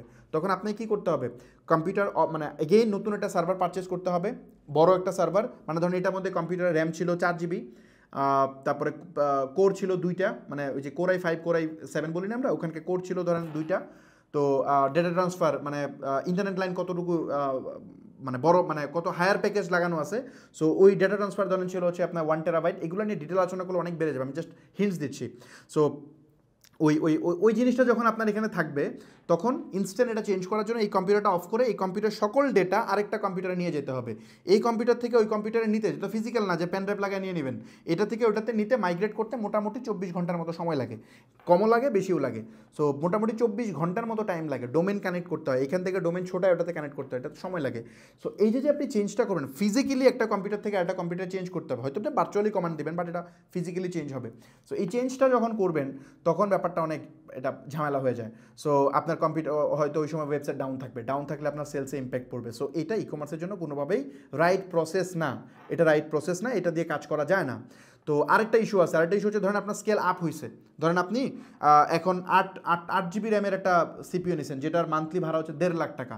আপনার সাধারণত আপনার 50,000 টাকা পার মান্থেরটা দিয়ে হয়ে যাচ্ছে, কিন্তু এখন আপনি প্যাকেজ আপডেট করছেন, 1.5 লাখ টাকা পার ইয়ার হচ্ছে এখন, ওটাতে গেছেন, যাওয়ার পরে 2 দিন পরে সেল ড্রপ করছে, তখন কি করবেন? তখন আবার ওটা বন্ধ করে আবার এখানে আসবেন, পরে আবার সেল আপ হলে ওখানে নেবেন, এইভাবে হলে ব্যবসা হবে? সো এইভাবে ব্যবসা হবে না। সো এই জন্য ডেডিকেটেড সার্ভার কোনো সলিউশন না এটার জন্য। ডেডিকেটেড সার্ভার তখনই সলিউশন যখন আপনি শিওর আপনার সেল বাড়বেও না কমবেও না, আপনি জানেন এখানে ফিক্স থাকবে, তখন ঠিক আছে। বাট যদি ওঠানামা করে, আর ই কমার্সে ওঠানামা করবে, এটাই স্বাভাবিক। সো ডেডিকেটেড সার্ভার সলিউশন না। 1 নম্বর হচ্ছে শেয়ার সার্ভার সলিউশন না, 2 নম্বর হচ্ছে ডেডিকেটেড সার্ভার সলিউশন না। এখন আসেন ক্লাউড সার্ভার। ক্লাউড সার্ভারটা কি? ক্লাউডটা মূলত ওই 2টা সমস্যার সমাধান করছে। ক্লাউড মানে আমি একটু উদাহরণ দিয়ে বোঝাই, ক্লাউড এত ডিটেল টেকনিক্যাল ওয়ার্ড ইউজ করলে আপনারা বুঝবেন না। ব্যাপারটা হইতেছে, ধরেন ওই যে আমরা সুপার কম্পিউটার শুনছিলাম না, যে বিভিন্ন সুপার কম্পিউটার আছে, বিশাল বড় বড় পাওয়ারফুল কম্পিউটার। ব্যাপারটা এরকম, ধরেন বিশাল এক সুপার কম্পিউটার সেট আপ করা আছে, যে কম্পিউটারে হাজার হাজার বা লাখ লাখ জিবি র্যাম আছে, লাখ লাখ জিবি, ধরেন মনে করেন লাখ লাখ কোর আছে, মানে প্রসেসর আছে, তারপরে হাজার হাজার টেরাবাইট মনে করেন যে স্টোরেজ লাগানো আছে একটা কম্পিউটারে। ওই কম্পিউটারে ওরা অ্যাডভান্স টেকনোলজি দিয়ে এটা বানাইছে। আপনি যদি ধরেন বলেন যে আমাকে 2 GB র্যাম, একটা কোর, মানে সিপিইউ হচ্ছে 1 কোর, আর হচ্ছে 100 GB স্টোরেজ, এটা আমাকে দেন, তখন ওরা আপনাকে ইনস্ট্যান্ট এটা দিয়ে দিবে। আপনি জাস্ট মানে ওরা রেডি করবে না, ওটা অটোমেটিক সিস্টেম রেডি করে ফেলবে ইনস্ট্যান্ট। আপনি কমান্ড দিবেন, হয়তো 5 মিনিটের মধ্যে আপনার জন্য ওয়েবসাইট রেডি, মানে আপনার জন্য একটা মেশিন রেডি হয়ে যাবে, মানে কম্পিউটার রেডি হয়ে যাবে, ওটার মধ্যে ফ্রেশ উইন্ডোজ হয়ে বা আপনি যে অপারেটিং দিতে চান সেটা হয়ে রেডি হয়ে যাবে এবং ওটার মধ্যে আপনার ওয়েবসাইট হোস্ট করতে পারবেন। মজার ব্যাপার এখানে, ধরেন আপনার অর্ডার, মানে আপনি যে প্যাকেজটা নিছেন, প্যাকেজের মধ্যে ধরেন হয়তো সর্বোচ্চ আপনি 500 অর্ডার মাসে হ্যান্ডেল করতে, মানে দিনে ধরেন 50টা অর্ডার হ্যান্ডেল করতে পারেন, বাট হঠাৎ করে আপনি দেখতেছেন আপনার সেল বেড়ে যাচ্ছে, তখন ইনস্ট্যান্ট জাস্ট ওখানে গিয়ে একটা অটো স্কেল বা বিভিন্ন স্কেল ওপেন করা যায়। আপনি ধরেন আগে থেকে যদি অটো স্কেলিং এনাবল করে রাখেন, তাহলে অটোমেটিকলি এটা বেড়ে যাবে। মানে এখানে র্যাম ধরেন আরও 4 জিবি যুক্ত হয়ে যাবে, প্রসেসর আরও যুক্ত হয়ে যাবে, এটা বাড়তে থাকবে এবং বাড়তে বাড়তে ধরেন যদি মানে ধরেন দিনে অর্ডার আপনি 1000 অর্ডার নিচ্ছেন পার ডে, তখন অটোমেটিকলি এখানে 16 জিবি বা 32 জিবি র্যাম অটোমেটিক অ্যাড হবে। অ্যাড হওয়ার পরে যখন আবার এটা কমে যাবে, লোড কমে যাবে, মানে ট্রাফিক কমে যাবে, তখন আবার অটোমেটিক স্কেল ডাউন হবে, ডাউন হয়ে আপনার এটা কমে আসবে। যেমন ধরেন আগে যে অবস্থা ছিল ওখানে চলে আসবে, ধরেন 2 জিবি র্যামে আবার ফেরত আসতে পারবেন। তার মানে যতক্ষণ সময় আপনি বেশি র্যাম ইউজ করছেন ঠিক তত সময়ের জন্য আপনার টাকা কাটবে, আর যখনই আপনার ইউজ কমে গেছে তখন আপনার থেকে আগের অবস্থানে ফেরত আসতেছেন। তার মানে আপনার এখানে ট্রান্সফার করার কোনো ব্যাপার স্যাপার নাই, ইনস্ট্যান্ট অটো স্কেলিং এনেবল করলে এটা অটোমেটিক হয়। আর অটো স্কেলিং এনেবল না করলে আপনি ম্যানুয়ালি এটা করতে পারবেন। ম্যানুয়ালিও যদি আপনি এটা আপডেট করেন, মানে প্যাকেজ বাড়াইতে চান, এটা 2-3 মিনিট সময় লাগে সর্বোচ্চ। 2-3 মিনিটের মধ্যে আপনার সার্ভার, আপনি এখানে যদি আর 10 জিবি র্যাম চান 10 জিবি অ্যাড করে দিবে, কোনো সমস্যা নেই। সো এইটা হচ্ছে সবচেয়ে পারফেক্ট সলিউশন যেটা ইন্টারন্যাশনালি সবাই ইউজ করে। আপনি দারাজ বলেন, আপনি মনে করেন যে বড় বড় যত সলিউশন বলেন সব ক্লাউডে রাখা, ধরেন দারাজ, তারপরে বিক্রয়.com, হাবিজাবি যা আছে এভরিথিং, মানে পিকাবো, মানে এগুলা ইভ্যালি, এগুলো সব হচ্ছে ক্লাউডে রাখা। সো এখন আসেন যে ক্লাউড তাইলে মানুষ ইউজ করে না কেন, মানে আচ্ছা ইউজ করে না কেন পরে যাচ্ছি। ধরেন এই শেয়ার্ড গেল, ডেডিকেটেড সার্ভার গেল, এখন আসেন ভিডিআইএক্স সার্ভারের ব্যাপারে কথা বলি। ভিডিআইএক্স সার্ভারের কথা বলার আগে একটা জিনিস বলি, হোস্টিং চুজ করার সময় দুইটা জিনিস আপনার মাথায় রাখতে হবে। আমি একটু ডিটেল বলতেছি যাতে করে আপনারা এই ব্যাপারটাতে মিসগাইডেড না হন, এটা নিয়ে প্রচুর ঝামেলা আছে আপনাদের মধ্যে। সো ভিডিআইএক্স সার্ভারের ব্যাপারে যে ইস্যুটা আছে সেটা হচ্ছে বেসিক্যালি এখানে হোস্টিং চুজ করতে গেলে দুইটা পয়েন্ট আপনাকে মাথায় রাখতে হবে। 1 নম্বর পয়েন্ট, ওই কম্পিউটারের কনফিগারেশন কী, মানে ওই কম্পিউটারের র্যাম কত জিবি, ওই কম্পিউটার কত জিবি স্টোরেজ। মানুষ দেখবে খালি বলে 20 জিবি হোস্টিং, 50 জিবি হোস্টিং। আরে ভাই হোস্টিং দিয়ে করবেনটা কি? 50 জিবি হোস্টিং দিয়ে আমি করবো কি? একটা ওয়েবসাইটে কতটুকু ফাইল হয়? সর্বোচ্চ 2 জিবি বা 3 জিবি। সো 3 জিবি ফাইল দিয়ে তো হবে না, আপনাকে এটা আইওয়াশ করে। বেসিক্যালি কত জিবি হোস্টিং এটা কোনো বিষয়ই না, কারণ আপনি যে কম্পিউটার বানান, আপনার কম্পিউটার বানাতে গেলে সবচেয়ে দামি কী জিনিস? দামি জিনিস কি বলে, হার্ড ডিস্ক কি বেশি দামি? স্টোরেজ কি বেশি দামি? স্টোরেজ তো আপনি 500 জিবি কিনতে পারেন হয়তো 5000 টাকা দিয়ে, কিন্তু আপনি যখন প্রসেসর লাগান প্রসেসরের দাম বেশি। সো আপনাকে বুঝতে হবে ওইটা প্রসেসর কতটুকু, এটা বুঝতে হবে। স্টোরেজ তো খালি ভাই জায়গা, কতটুকু জায়গা। স্টোরেজ একটা সার্ভারের সবচেয়ে কম রোল প্লে করে, সবচেয়ে কম। সবচেয়ে ইম্পর্ট্যান্ট হচ্ছে এটার সিপিইউ, মানে যেটা মেইন, এটার সিপিইউ কত, মানে প্রসেসরটা কি, তারপরে ডিপেন্ড করে র্যাম, তারপরে ডিপেন্ড করে হচ্ছে আপনার এটার ব্র্যান্ডউইথ কি, মানে ডাটা যে যাচ্ছে আসতেছে ব্র্যান্ডউইথ কতটুকু, এখানে কত এমবিপিএস ইন্টারনেট লাইন লাগানো আছে ওই কম্পিউটারটাতে, এগুলা ম্যাটার করে। সো আপনার প্রথমত দেখতে হবে কনফিগারেশন, ওই কম্পিউটারের প্রসেসর কি, তারপরে দেখতে হবে হচ্ছে আপনার র্যাম কি, তারপরে দেখতে হবে হচ্ছে আপনার ওটার ট্রান্সফার কত, ডেটা ট্রান্সফার কত, তারপরে দেখতে হবে এটার মধ্যে হার্ড ডিস্ক, দেখেন হার্ড ডিস্ক নাকি হচ্ছে এসএসডি, এটা দেখতে হবে। কত জিবি এটা অনেক পরের আলাপ, অনেক পরে, এটা সবচেয়ে কম রোল প্লে করে। সো কিন্তু আমরা আমাদের আইওয়াশ করার জন্য মানুষ সবসময় বলে 10 জিবি স্টোরেজ, মানে সব হোস্টিং কোম্পানি দেখবেন 50 জিবি হোস্টিং, 60 জিবি হোস্টিং, এগুলো ভাই আজাইরা জিনিসপত্র। এই হোস্টিংয়ের জিবিটা ম্যাটারই করে না।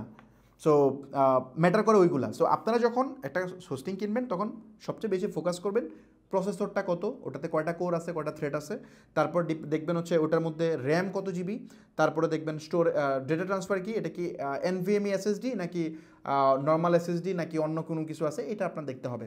সো এটা হচ্ছে প্রথম। সেকেন্ড হচ্ছে ওই সার্ভারটা, ওই সার্ভারের যে মানে ওই কম্পিউটারটা কোথায় লোকেটেড, মানে লোকেশনটা কোথায়, এটা ম্যাটার করে, অনেক বিগ ম্যাটার করে। আপনি যদি আমেরিকায় কোনো একটা কম্পিউটারে আপনার ওয়েবসাইট রাখেন এবং ওই ওয়েবসাইট যদি বাংলাদেশ থেকে ভিজিট হয়, তাহলে ওটা কেমন কাজ করে আমি একটা উদাহরণ দিই, তাহলে বুঝবেন। ধরেন ঢাকা থেকে আপনি আমাদের ওয়েবসাইটে আসছেন, গিফট গার্ডেনে আসছেন। এখন গিফট গার্ডেনের ওয়েবসাইটটা আমি আমেরিকার কোনো একটা ডেটা সেন্টার, আমেরিকার কোনো একটা হোস্টিং কিনে ওখানে আমি রাখছি। এখন আপনি যখন বাংলাদেশ থেকে ইন্টারনেট ইউজ করবেন তখন আপনার বাসায় যে মোবাইল থেকে মানে গিফট গার্ডেনে আপনি ক্লিক করছেন, ব্রাউজারে গিয়ে giftgarden.com চাপ দিচ্ছেন, চাপ দেওয়া মাত্র একটা সিগন্যাল যায় যে বাংলাদেশের যে আইএসপি আছেন আপনার ওর কাছে এটা কেবলের থ্রুতে ওই সিগন্যালটা যায়, ওই সিগন্যালটা ওই আইএসপি থেকে যায় আইআইজি মনে হয়, যেটা হচ্ছে মেইন মানে হাব, ওখানে যায়। ওই আইআইজি থেকে এটা যায় হচ্ছে সাবমেরিন কেবল হয়ে, ওই যে সমুদ্রপথে সাবমেরিন কেবল কানেক্ট আছে, ওই সাবমেরিন কেবল দিয়ে কানেক্ট হয়ে ওই সিঙ্গাপুর ঘুরে সমুদ্রপথে সারা পৃথিবীর মধ্যে ইন্টারনেট মানে তো এরকম সারা পৃথিবীকে মানে বিভিন্ন কেবল দিয়ে কানেক্ট করে রাখছে, জালের মতো বানায় ফেলছে। এটা তো ইন্টারনেট, ছোটোবেলা আমরা পড়ছিলাম না? সো ইন্টারনেট বেসিক্যালি এরকম, মানে ওই কম্পিউটারের সাথে আপনার কানেক্টিভিটিটা একটা সাবমেরিন কেবলের থ্রুতে কোনো না কোনোতে কানেক্টেড আছে।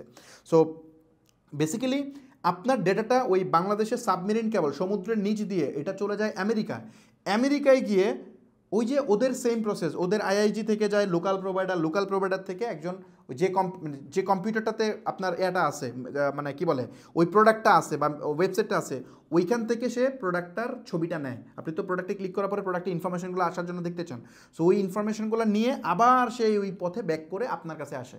সো এই পুরা প্রসেসটা ঘটতে সময় লাগে, এটা অনেক দ্রুত ঘটে বাট এটা টাইম লাগে। টাইমটাকে বলে ল্যাটেন্সি মিনস মানে কত মিলি সেকেন্ডে এটা ঘটে। সো যা সাধারণত আমেরিকা থেকে কোনো ডেটা ঘুরে আসতে 6 থেকে 700 মিলি সেকেন্ড সময় লাগে, মানে 1000 মিলি সেকেন্ডে 1 সেকেন্ড, 700 মিলি সেকেন্ডের মতো টাইম লাগে। এটা যদি খুব মানে ভালো মানের হয়, আর এমনিতে দেখা যায় অনেক সময় এটা 2000, 3000, 4000 মিলি সেকেন্ডও হয়ে যায়, হইলে এটা চরম স্লো হয়ে যায়। একটা ডেটা আমি রিকোয়েস্ট দিলাম, এটা ঘুরে আসতে যদি 4 সেকেন্ড আমার ওয়েট করতে হয়, তাহলে তো ওয়েবসাইট লোড বেড়ে যাবে। সো এই জন্য ওয়েবসাইট যে দ্রুত ঢুকে আর পরে ঢুকে, এটার সিংহভাগ ডিপেন্ড করে এই ল্যাটেন্সির উপরে। তারপরে ডিপেন্ড করে হচ্ছে ওই কম্পিউটারের কনফিগারেশন। আপনার ল্যাটেন্সি খুব কাছে, কিন্তু ওই কম্পিউটার প্রসেস যদি সময় লাগে তাহলে তো হবে না। সো ব্যাপারটা হচ্ছে এরকম আর কি। সো আপনার মানে দুইটা প্রসেস, একটা হচ্ছে কম্পিউটার কনফিগারেশন, সেকেন্ড হচ্ছে ওইটা কোথায় আছে। সো অবশ্যই আপনার হোস্টিংটা এমন চুজ করতে হবে যেটা আপনার কাছাকাছি আছে। সো বাংলাদেশে ওইরকম কোনো বড় বড় কোম্পানির হোস্টিং নাই, এরা সবাই রিসেলার, অন্যান্য কোম্পানি থেকে রিসেলিং নিয়ে সেল করে। সো এরা বেসিক্যালি ম্যাক্সিমাম যে শেয়ার হোস্টিংগুলো এগুলো সব আমেরিকান ডেটা সেন্টারের, এদিকের খুব কম আছে, একেবারে কম। সো বেসিক্যালি আপনি যদি মনে করেন যে আপনার যেটা করতে হবে কাছাকাছি কিছু রাখতে হবে, যেমন সিঙ্গাপুর, বাংলাদেশ থেকে সবচেয়ে সুন্দর ডেটা সেন্টারের লোকেশন হচ্ছে সিঙ্গাপুর বা ইন্ডিয়ার থেকে সিঙ্গাপুর ভালো। সো সিঙ্গাপুর থেকে এখানে ডেটা আসতে সময় লাগে 50 থেকে 60 মিলি সেকেন্ড, তো যেখানে 600-700 মিলি সেকেন্ড এখানে 50 মিলি সেকেন্ড, কিন্তু অনেক গ্যাপ, খুব দ্রুত হয়ে যায়। আর যদি এটা বাংলাদেশে কোনো ডেটা সেন্টারে রাখেন তাহলে হবে 1 মিলি সেকেন্ড, মানে আপনি ক্লিক করা মাত্র ইনস্ট্যান্ট এটা লোড হবে 1 মিলি সেকেন্ড। কারণ ঢাকা থেকে ঢাকা 1 মিলি সেকেন্ড, ওই সাবমেরিন হয়ে ঘোরা লাগতেছে না, এখানেই হয়ে যাচ্ছে। সো বেসিক্যালি এটা হচ্ছে মানে এই জিনিসটা। বিডিআইএক্স সার্ভারটা হচ্ছে বেসিক্যালি বাংলাদেশে এটা হোস্টেড, মানে একটা শেয়ার্ড সার্ভার, ওই একই প্রসেস শেয়ার্ড সার্ভার, বাট এটা বাংলাদেশে অ্যাভেলেবেল। বাংলাদেশে ঢাকায় হয়তো কোনো জায়গায় আছে, অনেকগুলো আছে, যেমন তিতুমির কলেজের এখানে একটা আছে ডাটা সেন্টার, কোলো সিটি আছে মনে হয় নাম, আরও বেশ কয়েকটা আছে। সো ওইগুলোতেও আপনি রাখতে পারেন, কিন্তু এখানকার মেশিনগুলো পুরাতন, মানে এত উন্নত না, যার কারণে এখানকার মানে লোকেশন কাছাকাছি হইলেও ওই রকম মানে হয় না, কি বলে আপনি পারফরমেন্স এত হাই পাবেন না। বিডিআইএক্স সার্ভারে লোকেশন কাছাকাছি, আপনি খুব দ্রুত লোড আসতেছে, কিন্তু কম্পিউটার প্রসেস করতে পারে না। মানে ব্যাপারটা হচ্ছে আমার কম্পিউটার যদি হ্যাং করে, যদি কারো 1 GB র্যামের কম্পিউটার থেকে, তারা জানে আমি যদি চাপ দিলে 4-5 ঘন্টা পরে, মানে 4-5 মিনিট পরে ওটা রেসপন্স করে, তাইলে এটা যত দ্রুতই হোক, যত কাছেই হোক, ওটা দিয়ে লাভ কি? লাভ তো নাই, ওই প্রসেসে এত সময় লাগতেছে। ফার্স্ট কন্ডিশন কম্পিউটার ফাস্টার হইতে হবে, সেকেন্ড হচ্ছে লোকেশন কাছে হইতে হবে, লোকেশন কাছে হইলে দ্রুত চলে আসবে। আগে কম্পিউটার নিজে আগে ইন্টারনালি প্রসেস করবে, প্রসেস করা মাত্রই এটা ইনস্ট্যান্ট যত দ্রুত সম্ভব ইউজার পেয়ে যাবে। এটার উপর ডিপেন্ড করে ওয়েবসাইটের পারফরমেন্স, আর পারফরমেন্স খুবই ম্যাটার করে। পারফরমেন্স ছাড়া আপনি অ্যাড রান করতে গেলে মারাত্মক লেভেলের সমস্যায় পড়বেন। সো ওই জন্য আপনাকে বিডিআইএক্স সার্ভার দিয়েও অ্যাকচুয়ালি কাজ হবে না, আপনাকে ক্লাউড সার্ভারে যাইতে হবে, অন্যগুলো দিয়ে কাজ হবে না। এখন কিছু উদাহরণ দিব আমি আপনাদেরকে, এগুলো ডিটেল আলোচনা করে ফেলছি। ই কমার্স ওয়েবসাইটের জন্য পারফেক্ট সার্ভার কোনটা? পারফেক্ট সার্ভার হচ্ছে basically cloud server. So cloud সার্ভারের মধ্যে এখন আসেন ক্লাউড নিয়ে কিছু কথা বলি, আবার ওইগুলো ডিটেল কথা বলছি না, ক্লাউড নিয়ে কিছু কথা বলি। ক্লাউডে বেসিক্যালি আছে হচ্ছে অ্যামাজন ওয়েব সার্ভিস, পৃথিবীর সবচেয়ে সেরা কিছু প্রোভাইডারের নাম বলতেছি। এক হচ্ছে অ্যামাজন ওয়েব সার্ভিস, যেটা হচ্ছে AWS, এটা নাম্বার 1 পৃথিবীতে। সেকেন্ড হচ্ছে Google cloud. Third digital ocean না, অ্যাকচুয়ালি এটা এখানে আরও একটা হবে, আমি জাস্ট 3টা লেখার জন্য লিখছি। থার্ড হচ্ছে বেসিক্যালি অ্যাজিওর হবে, যেটা মাইক্রোসফটের, এবং ফোর্থে হচ্ছে ডিজিটাল ওশেন।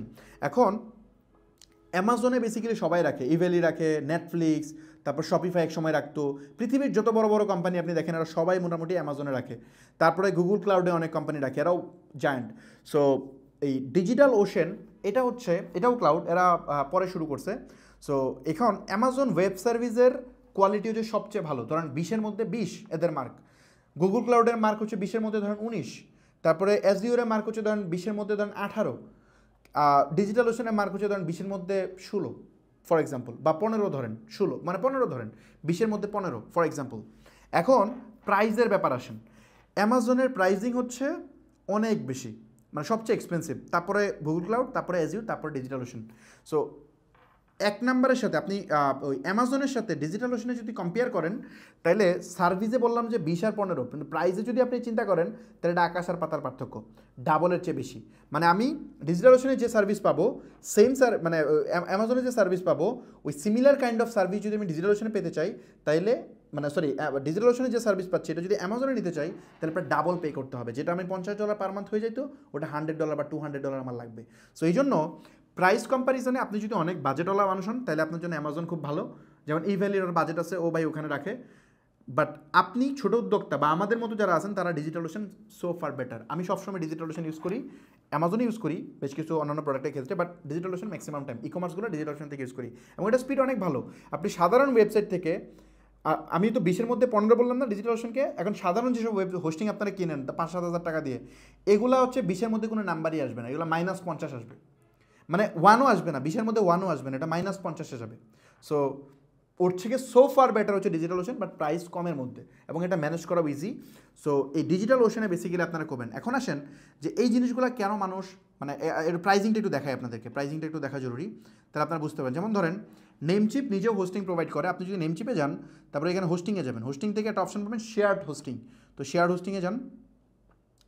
শেয়ার্ড হোস্টিংয়ে গেলে এই যে দেখেন ডেটা সেন্টার লোকেশন, কোন লোকেশনে আপনার কম্পিউটারগুলো আছে, এদের মূলত 3 জায়গায় আছে, US, UK, EU, 3 জায়গায় আছে, সিঙ্গাপুরে নাই। তার মানে এটা নিলে আপনার হবে না, প্রথমেই এটা রিজেক্ট, এটা দিয়ে আপনার কাজ হবে না, কারণ আপনার সিঙ্গাপুরে লাগবে, আদারওয়াইজ এটা ওয়েবসাইটের লোড টাইম অনেক বেড়ে যাবে। আচ্ছা, তারপরে এইখানে এগুলোর কস্টিং দেখেন কত, এগুলোর কস্টিং হচ্ছে বেসিক্যালি প্রথম যে প্যাকেজটা, এই প্যাকেজটাতে তারা এখানে র্যাম ট্যাম দেখবেন কিছু বলে না, ওই যে বলছিলাম না যে এগুলো হচ্ছে ফাঁকি দেওয়া আর কি, র্যাম ট্যাম বলবে না, খালি বলতেছে স্টোরেজ, এগুলো আজাইরা জিনিসপত্র স্টোরেজ। সো এটার কস্টিং কত বলতেছে যে প্রথম বছর হচ্ছে $22, মানে $23, সেকেন্ড বছর থেকে যাবে $45, আর এটা হচ্ছে $69, এটা হচ্ছে প্রথম বছর $35, পরবর্তী বছরে হচ্ছে আপনার এতটা। এটা হচ্ছে মান্থলি তো আপনি কিনতে পারবেন না, ইয়ারলি আর কি, ইয়ারলি কিনতে হবে, এটা মাস ধরাই দিলে এটা কমে যাবে আরও, এটা বেড়ে যাবে প্রাইসিং। সো এটা ইয়ারলি ধরলে এটা এরকম আসে আর কি। সো এই হচ্ছে মোটামুটি যেটা, এটা $100 পার ইয়ার, $100 মানে প্রায় 10,000 টাকার মতো পার ইয়ার এই শেয়ার সার্ভারটা। আচ্ছা, এখন আসেন এখানে বলতেছে 3টা ওয়েবসাইট রাখতে পারবেন, বাট এগুলো ফাউল কথাবার্তা, আপনি একটাই দেখবেন চলে না। আমি নিজে ইউজ করছি, আমি প্রয়োজনে দেখাবো না পরবর্তী ক্লাসে, এগুলো একটাই চলে না। সো 3টা তো অনেক দূরের কথা। ওকে, তারপরে আসেন আমি, আচ্ছা এখানে আরেকটা জিনিস দেখাই, এখানে এটা তো দেখালাম হচ্ছে শেয়ার্ড না, এখন ডেডিকেটেড সার্ভারটা একটু দেখাই। ধরেন এই যে শেয়ার থেকে ডেডিকেটেড, এই ডেডিকেটেডে যদি যান, আপনি ধরেন এখানে মান্থলি প্যাকেজ নেবেন, এই যে এখানে দেখেন, এখানে কিন্তু বলছে, খেয়াল করছেন, এখানে কিন্তু কোর বলছে, দেখছেন 4টা কোর, 16 GB স্টোরেজ, এখানে কোর বলতেছে কত জিবি, এখানে কনফিগার, এটা হচ্ছে অ্যাকচুয়াল কনফিগারেশন, এটা আপনাকে জানতে হবে। সো এখানে দেখেন বলতেছে, এবং এগুলোর দাম দেখছেন কত, মান্থলি হচ্ছে আপনার প্রতি মাসে আপনাকে পে করতে হবে হচ্ছে ওই $54। আপনি যদি এটাকে আপনি ইয়ারলি নেন, ইয়ারলি প্যাকেজে খেয়াল করেন, সরি ইয়ারলি প্যাকেজে যান, $714, মানে হচ্ছে প্রায় 50-60 হাজার টাকা, মানে এই হোস্টিংটা।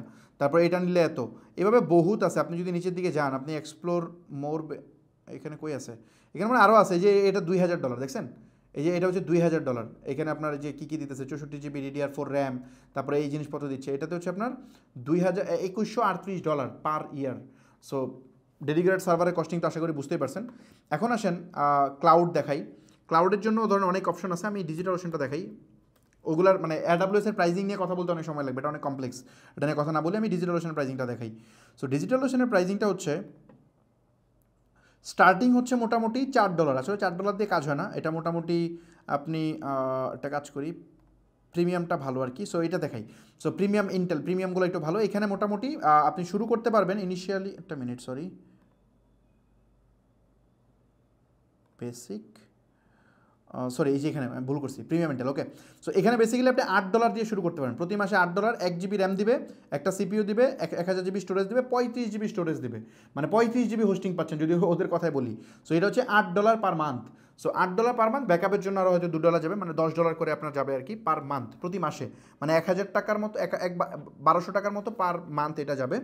এখন 1200 টাকা পার মান্থে আপনি যে পারফরমেন্স পাবেন ওই রকম ধরেন 20,000 টাকার শেয়ার সার্ভারে এটা পাবেন না, এটা মোটামুটি শিওর এখানে যেটা পাবেন। কথা হচ্ছে মানুষ তাহলে এটা ইউজ করে না কেন? এটা বেসিক্যালি ইউজ করে না মূলত হচ্ছে এর জন্য, ওই যে কী বলে, মানুষ এটা ইউজ করে না ওই যে আরে কি বলে, এটা ম্যানেজ করা, ক্লাউড ম্যানেজ করাটা কঠিন। এমনিতে যেমন সাধারণ যে সার্ভারগুলো আছে আপনারা দেখবেন কেউ যত এজেন্সি আছে সবাই দেখবেন ডিমোটিভেট করে, বলবে না আপনাকে এই যে এইসব কথাই বলে না। সো বেসিক্যালি তারা এটা ম্যানেজ করতে পারে না বেসিক্যালি ম্যাক্সিমাম টাইম, কারণ এই ক্লাউড ম্যানেজ করার জন্য আলাদা ইঞ্জিনিয়ার রাখতে হবে আপনাকে, ওই ইঞ্জিনিয়ারের কস্ট অনেক বেশি, প্রায় 40-50 হাজার টাকা তো অ্যাটলিস্ট মিনিমাম। সো আপনি হয়তো এখানে সার্ভার ফি $8, বাট আপনি 50,000 টাকা দিয়ে আপনি অ্যাফোর্ড করতে পারবেন না। এটা ইভেলি অ্যাফোর্ড করতে পারে, এটা দারাজ অ্যাফোর্ড করতে পারে, এটা বড় বড় পিকআপও অ্যাফোর্ড করতে পারে, বাট আপনি পারবেন না, আপনার পক্ষে পসিবল না। সো এই কারণে দেখবেন ছোটো উদ্যোক্তারা ক্লাউড ম্যানেজ করে না, করতে পারে না, তারা ওই শেয়ার ডিজে পড়ে থাকে, আর ওয়েবসাইট ডাউন হয়, ওয়েবসাইট স্পিড লোড, ওয়েবসাইটের পারফরমেন্স অনেক ডাউন থাকে। সো বেসিক্যালি এই কারণে এটা হয় আর কি। সো এই ক্লাউড ম্যানেজ করাটা একটা ডিফিকাল্ট, ক্লাউডের উপরে ওইরকম কোনো রিসোর্সও নাই তেমন একটা। আমাদের এখানে আমাদের প্রমিস ছিল যে আমরা ক্লাউড দেখাবো না, যেমন ধরেন আমি একটু দেখাই stepupworkshop.net, এখানে আমাদের কিন্তু ক্লাউডের কোনো কোর্স নেই। দেখবেন এখানে আমরা বলছিলাম না যে ওয়ার্কশপ মেম্বারদেরকে আমরা 15টার বেশি কোর্স দিব, এখানে কিন্তু ক্লাউডের কোনো কোর্সের ব্যাপারে আমরা বলি নাই। সো আমরা আসলে যারা আমাদের ওয়ার্কশপে ছিল তাদেরটা ফ্রিতে, মানে তাদের ক্লাউড আমরা ম্যানেজ করে দিচ্ছি, আমাদের টিম এটা ফ্রিতে করে দিচ্ছে, টাকা নিচ্ছে না কোনো। সো এটা তো সবাইকে করা পসিবল হয় না, আমাদের এই টিমটাকে আমরা করে দিচ্ছি অলরেডি। এরপরেও দেখিতেছি অনেকে নিতে চায়, সো আমাদের পক্ষে তো একটা লিমিট আছে, এর বেশি আমরা করে দিতে পারবো না। সো যার কারণে এখন আমরা যেটা করছি ওদের জন্য ক্লাউডের একটা কোর্স নিয়ে আসছি, ওইখানে আমরা কেমনে ডিজিটাল ওশেন ম্যানেজ করবে সেটা আমি দেখাই দিছি, একটু দেখাই আপনাদেরকে, জাস্ট একটা মিনিট। ওকে, সো এটা বেসিক্যালি হচ্ছে আমাদের ওই যেখান থেকে বিজনেস ওয়ার্কশপ মেম্বাররা যেখান থেকে কোর্স দেখে সেই পার্টটা, এখানে হচ্ছে এটা হচ্ছে বিজনেস ওয়ার্কশপ। এই একটা প্যাকেজের ভিতরে সবগুলো কোর্স আছে, আমাদের প্রমিসের অনেকগুলো কোর্স, এর মধ্যে অনেকগুলো কোর্স আমরা দিচ্ছি এবং আসতেছে, যেমন মেটা মার্কেটিংয়ের কোর্স চলতেছে, তারপর এলিমেন্টার ওয়েবসাইট ডেভেলপমেন্ট এগুলো চলতেছে, আরও সামনে কোর্স আসতেছে আরও। সো এই মুহূর্তে প্রায় 8টা রানিং চলতেছে, আরও আসবে। সো এইখানে আমরা মনে হয় এটার মধ্যে দেখাইছি মনে হয় সম্ভবত, আমরা একটা আলাদাটা হোস্টিংয়ে নিয়ে আসবো, এখানে অনেকগুলো ভিডিও করা হয়েছে অলরেডি। একটা আসসালামু আলাইকুম, বিজনেস ওয়ার্কশপের ওয়েবসাইট। আচ্ছা ইয়েস, এইখানে মনে হয় এই যে এখানে, হ্যাঁ এখানে আমরা ভিডিওগুলো দিচ্ছি, এই যে ডিজিটাল ওশনের, এই যে ডিজিটাল ওশন কেমনে ম্যানেজ করবে এটার 1টা 2টা 3টা ভিডিও অলরেডি দিছি, আরও উপরে আলোচনা করছি। সো এখানে ডিটেল বড় বড় আলোচনা আছে, এই যে প্রত্যেকটা ভিডিও আমাদের বড় হয়, মোটামুটি 20-25 মিনিটের হয়, এই যে 20 মিনিট। সো এগুলো প্রত্যেকটা ভিডিও, এই যে এটা হচ্ছে এই যে 30 মিনিট। সো এখানে সব কটা ভিডিও আলাদা বড় বড় হয় আর কি। সো এখানে আমরা এই কোর্সটা দিচ্ছি অলরেডি, যেন তারা এটা বুঝতে পারে, এটার জন্য তারা বুঝতে পারে মোটামুটি আমরা এই জন্য ওই ক্লাউডের একটা ডিজিটাল ওশন কেমন ম্যানেজ করবে এটা দিচ্ছি, এটার পর আরও অ্যাডভান্স জিনিসপত্র আমরা দিব আস্তে আস্তে। সো যারা আমরা যাদেরকে সাপোর্ট দিতে পারতেছি না, সাপোর্ট তো একটা টাইম পর্যন্ত দেওয়া যায়, যাদেরকে দিতে পারতেছি না তাদেরকে আমরা যেটা করতেছি তাদেরকে নিজেকে শিখাই দিচ্ছি কেমনে ক্লাউড নিজে ম্যানেজ করতে হবে।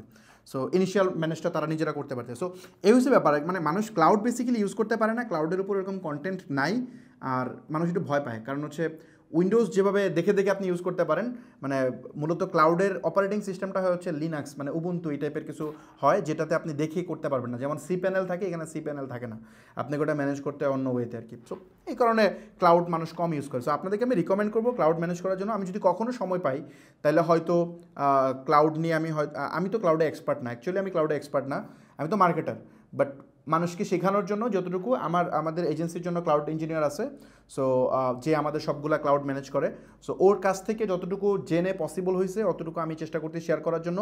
আমার প্ল্যান আছে যে এইবার ওয়ার্কশপে ক্লাউডের উপর আরও এক্সপার্ট ট্রেনিং আমরা দেওয়াবো, আমরা গেস্ট মেন্টর পলিসি ইন্ট্রোডিউস করছি, তো ওখান থেকে আমরা আরও লোক এনে আমরা করবো আর কি। আচ্ছা আরেকটা ব্যাপার বলি, যেহেতু ওয়ার্কশপ নিয়ে কথা হচ্ছে একটু হালকা বলে দিই, অনেকে ওয়ার্কশপে জয়েন করে ফেলছে, জাস্ট একটা প্রশ্ন অনেকেই করতেছিল যে ভাই ওয়ার্কশপে কী বলে বিজনেস ওয়ার্কশপে জয়েনের পেমেন্ট লাস্ট পেমেন্ট ডেট কবে? অ্যাকচুয়ালি লাস্ট পেমেন্ট ডেট বলতে এখানে কিছু নাই, আমি বলছি যে আমাদের একটা নির্দিষ্ট কোটা আছে, কারণ এখানে প্রত্যেকটা মানুষকে ওয়েবসাইট বানিয়ে দিতে হবে। সো এই ওয়েবসাইটটা যে আমরা দিব ওটা অনেক হাই কোয়ালিটির ওয়েবসাইট, আমি হয়তো একটু পরে দেখি সময় পেলে আজকে দেখাবো।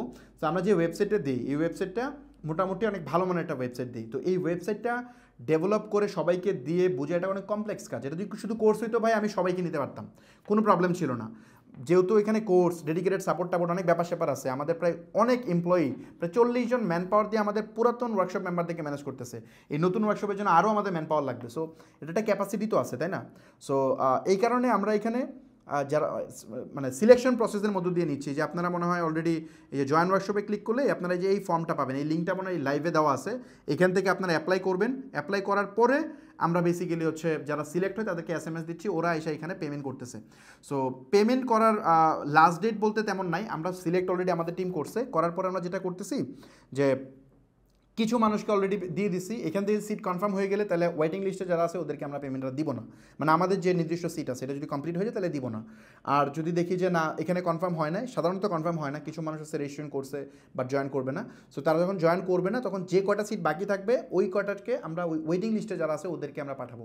এই জন্য আপনারা অনেকে অ্যাপ্লাই করছেন, হয়তো SMS পান নাই বা ইমেল পান নাই, সো বেসিক্যালি হয়তো আপনি ওয়েটিং লিস্টে আছেন, সো বা আপনি হয়তো হয়তো ওয়েটিং লিস্টে আছেন। যদি ফাঁকা হয় তাহলে আপনি মেল পাবেন, আপনাকে মেল করা হবে, আর যদি এটা ফুল হয়ে যায় তাহলে তো পাওয়া যাবে না। এই জন্য আমার রিকমেন্ডেশন থাকবে, যদি আপনি মনে করেন যে না আপনি ওয়ার্কশপ নিয়ে সিরিয়াস, তাহলে আপনি জয়েন করে ফেলবেন। ওয়ার্কশপে সবার আসা দরকার নেই।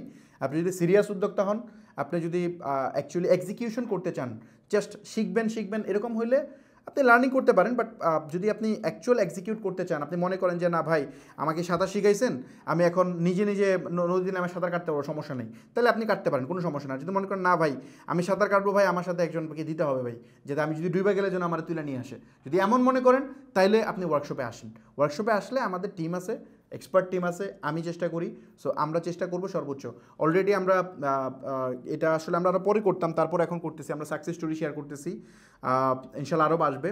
আমাদের স্টেপ আপের যে পেজটা আছে এখানে গেলে আপনারা হচ্ছে বেশ কিছু আমাদের ওয়ার্কশপ মেম্বাররা কোন ধরনের সাপোর্ট পায় সেটা আপনি দেখতে পারবেন, এগুলো একটু দেখে নেন, তাহলে আপনারা মোটামুটি একটা আইডিয়া পাবেন যে ওয়ার্কশপের ভিতরে অ্যাকচুয়ালি কী হয়। সো এই তো, আর ওয়ার্কশপ নিয়ে তেমন আমার কাছে ওইরকম কোনো কথাবার্তা আমি দেখি না, সব ঠিকঠাকই আছে। মানুষ মনে করেন এই ফ্রি কোর্স নিয়ে বহুত কিছু বলছে, ওয়ার্কশপ নিয়ে তেমন কিছু একটা বলে না, দুই একজন হয়তো বলে, তারা আসলে তাদের নিজেদের কোর্স সেল করতে সমস্যা হচ্ছে। আমি মানুষকে ফ্রিতে এত কিছু দিয়ে দিচ্ছি, আমি এতগুলা মানুষকে ফ্রিতে, মানে এই ওয়ার্কশপ মেম্বার ফ্রিতে তাদেরকে ওয়েবসাইট বানিয়ে দিয়ে দিচ্ছি, পিক্সেল সেট আপ করে দিয়ে দিচ্ছি, ওদের আর কোথাও যাওয়া লাগতেছে না। সো অন্যান্য এজেন্সির হয়তো মানে রেভিনিউ সোর্স যেটা অনেক বেশি রেভিনিউ হওয়ার কথা ছিল সেটা হচ্ছে না, এই কারণে জেলাসি থেকে হয়তো অনেকে অনেক কিছু লেখে। বাট আমাদের ওয়ার্কশপ মেম্বারদেরকে দেখবেন, ও ওয়ার্কশপ মেম্বারদের রিভিউ দেখলে আপনি বুঝবেন, যারা সাকসেস স্টোরি দিতেছে তাদের কথা বললে বুঝবেন, তাহলে দেখতে পারবেন। এখানে মানে আপনি দেখেন ওয়ার্কশপে যারা জয়েন করতেছে, আপনি ধরেন এখানে 25,000 টাকা দিয়ে আপনি ওয়ার্কশপে জয়েন করছেন, আপনাকে জয়েন করা মাত্রই আপনাকে একটা ওয়েবসাইট দেওয়া হবে। এই ওয়েবসাইটের ভ্যালুই তো এর চেয়ে বেশি রে ভাই, এই ওয়েবসাইটের ভ্যালু তো 30-40 হাজার টাকা। তার মানে আপনি 30-40 হাজার, মানে ওয়ার্কশপ থেকে আর কিচ্ছু যদি না পান, শুধুমাত্র ওই ওয়েবসাইটটা পাইলেই তো আপনার পয়সা ওসুল, এরপরে যা পাবেন তা বোনাস। আমি আরও অনেকগুলো জিনিস বলছি, আমাদের এত ডেডিকেটেড, আপনার 5-6 মাস একটা ডেডিকেটেড সাপোর্ট দিবে, এটার ভ্যালু নাই। তারপরে আমরা যে এতগুলা কোর্স দিতেছি এইগুলোর কি ভ্যালু নাই? আর এইবার তো এখন তো এখানে তো 8টা আছে, আরও কোর্স আসতেছে, প্রায় 15-16টা কোর্স এখানে আমিই দিব নিজে। তারপরে এইবার তো আরও আমরা এক্সপার্ট আনতেছি বিভিন্ন টপিকের উপর, যে সেক্টরে এক্সপার্ট তাকে এনে আমরা এখানে কোর্স বানাবো। এগুলো আপনারা সবাই ফ্রিতে অ্যাক্সেস করবেন, এখানে কোনো টাকা লাগবে না। এক ওয়ার্কশপ যারা ঢুকবে ওর আর কোনো সিঙ্গেল পেনিও খরচ করতে হবে না, তার বিজনেস মানে মোটামুটি ধরেন এই কোর্স করার জন্য, লার্নিংয়ের জন্য খরচ করতে হবে না, এটা অ্যাটলিস্ট শিওর। আমরা আপনার কাছে কোনো সার্ভিস সেল করার চেষ্টা করবো না, আমাদের আর কোনো এখানে কোনো ধরেন লেভেল আপ বা এগুলো কিছু নাই, জাস্ট এই ওয়ার্কশপ পর্যন্তই। আমি চাই অ্যাকচুয়ালি আপনাদেরকে হেল্প করতে, এখানে ধরেন ব্যবসা হিসেবে আমি এটা কাউন্ট করি না, আমি চাই কিছু উদ্যোক্তাকে ডাইরেক্টলি হেল্প করতে, আর এটা আপনাদের রিকোয়েস্টে আমরা করতেছি। সৌদি আরব থেকে দেখছেন কতগুলো মানুষ একসাথে ভিডিও করতেছে, ময়মনসিংহ মানুষ স্লোগান ধরে ভাই ওয়ার্কশপ চাই ওয়ার্কশপ চাই, আসলে এটাকে ব্যবসা হিসেবে কাউন্ট করলে মানুষের এই সারা আমি পাইতাম না। অ্যাকচুয়ালি মানুষ এটাতে বেনিফিটেড হয়, 80-20 ফর্মুলা, মানে আমি মানুষকে 80% বেনিফিটেড করতেছি, মানুষ আমাকে 20% দিতেছে। এই কারণে মানুষের ক্রেজ, মানুষ দেখবেন টাকা দিয়ে অ্যাড দিয়ে কোর্স সেল করতে পারে না, ওরা 4-5 হাজার টাকার কোর্সই সেল হয় না।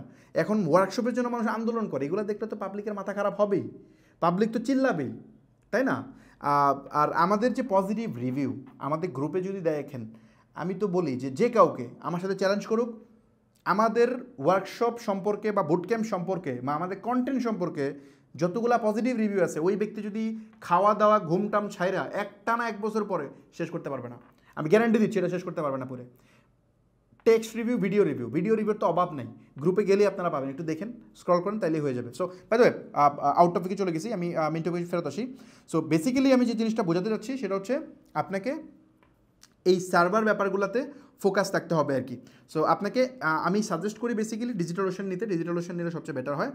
এখন আসেন আমরা চলে যাই, আমরা ডোমেন কনফার্ম করলাম, আমরা হোস্টিংয়ে আসলাম, এখন একটা আইডিয়া দিই কেমন কস্টিং যায়। ডোমেন বেসিক্যালি হচ্ছে ডোমেনও ভাড়া নিতে হয়। ডোমেন বেসিক্যালি .com ডোমেন নিতে গেলে $10 থেকে $12-13 লাগে, প্ল্যাটফর্ম ওয়াইজ চেঞ্জ হয়। সো $10 থেকে $12 প্রতি বছরের জন্য। .com.bd ডোমেন নিলে মোটামুটি 1600-1700 টাকা লাগে 2 বছরের জন্য, মানে 800 টাকা পার ইয়ার, মানে ভাড়া নিতে হয় আর কি। নামটা ভাড়া নিতে হয়, নামটা আপনি পার্মানেন্টলি কিনতেছেন না, পরের বছর আবার রিনিউ করতে হবে। হোস্টিং মান্থলি বা ইয়ারলি ভাড়া নিতে হয়, সকল ধরনের ক্লাউড সার্ভার মান্থলি ভাড়া নিতে হয়, আর ওই শেয়ার টেয়ার এগুলো নেওয়া যায় ইয়ারলি। সো এই হচ্ছে প্রসেস। মোটামুটি একটা ই কমার্স ওয়েবসাইট যদি চালাতে চান তাহলে আপনার হোস্টিং কেমন লাগবে একটা আইডিয়া দিই। মোটামুটি আপনার ওই যেটা দেখালাম মিনিমাম প্যাকেজ যেটা আছে $10 পার মান্থ আপনার খরচ করতে হবে অ্যাটলিস্ট, যদি আপনি নিজে ম্যানেজ করতে পারেন। আর ম্যানেজ না করতে পারলে ওই ম্যানেজ যারা দিয়ে করাবেন সেটা একটা টাকা ওর মতো করে নিবে আর কি। সো এই হচ্ছে প্রসেস। এখন আসেন ওয়েবসাইট, আমরা ডোমেইন হোস্টিং দুটো ক্লিয়ার করলাম, এখন আসেন ওয়েবসাইটে মেইন জিনিস, মেইন টপিক। আমি জানি না কয়টা বাজে, আচ্ছা 1.5 ঘন্টা হয়ে গেছে না? আচ্ছা সমস্যা আমি শেষ করবো, টপিকটা শেষ করবো, ক্লাসটা একটু লম্বা হবে বাট আমি শেষ করি। ওয়েবসাইট মূলত দুইভাবে তৈরি করা যায়। এক নাম্বার হচ্ছে কাস্টম, এটা খুব মনোযোগ দিয়ে শুনেন এই পার্টটা। এই পার্ট নিয়ে বাংলাদেশে চরম লেভেলের মিসইউজ করা হয়, বিভিন্ন এজেন্সি, বিভিন্ন ফ্রিল্যান্সার, বিভিন্ন এটাকে চরম লেভেলের মিসইউজ করে। আমি একদম অনেস্ট ডেটাটা আপনাদের সাথে শেয়ার করার চেষ্টা করবো এখানে। So first of all custom website তৈরি করা যায়, আর এটা হচ্ছে সিএমএস ব্যবহার করে ওয়েবসাইট তৈরি করা যায়। কাস্টম ওয়েবসাইটটা কি অ্যাকচুয়ালি আমি বলি। মূলত কাস্টম ওয়েবসাইটটা হচ্ছে আপনি বিভিন্ন প্রোগ্রামিং ল্যাঙ্গুয়েজ ইউজ করে বানাবেন, মানে আপনি বিভিন্ন টাইপের প্রোগ্রামিং ল্যাঙ্গুয়েজ দিয়ে বানাতে পারেন। সো এখানে আবার চলে আসে যে আপনি যখন কাস্টম ওয়েবসাইট বানাতে যাচ্ছেন তখন আসে যে আপনি কোন টেকনোলজি ইউজ করে ওয়েবসাইট বানাবেন সেই জিনিসটা চলে আসে। যেমন ধরেন আমি পপুলার কিছু টেকনোলজি কথা যদি বলি যেগুলো বাংলাদেশে পপুলার, সেটা হচ্ছে লারাভেল। আপনি লারাভেল দিয়ে একটা ওয়েবসাইট বানাতে পারেন, দেখবেন যে প্রচুর মার্কেটে চলে লারাভেল ওয়েবসাইট বানানো, লারাভেল দিয়ে ওয়েবসাইট বানান, হিউজ কথাবার্তা আছে। সো লারাভেল দিয়ে ই কমার্স ওয়েবসাইট বানানো যায়। লারাভেল মূলত হচ্ছে একটা পিএইচপির একটা ফ্রেমওয়ার্ক, পিএইচপি হচ্ছে মেইন টেকনোলজি, ওটার ফ্রেমওয়ার্ক হচ্ছে লারাভেল। তারপর হচ্ছে নোড.js, তো নোড.js দিয়েও করা যায়, এটা জাভাস্ক্রিপ্টের। সো নোড.js এখন খুবই চলতেছে, অনেক পপুলার। এই নোড.js দিয়েও আপনি ওয়েবসাইট বানাতে পারেন। তারপর পাইথন, এটা দিয়েও বানানো যায়। আরও অনেক টেকনোলজি আছে, আমি 3টার কথা এখানে বললাম।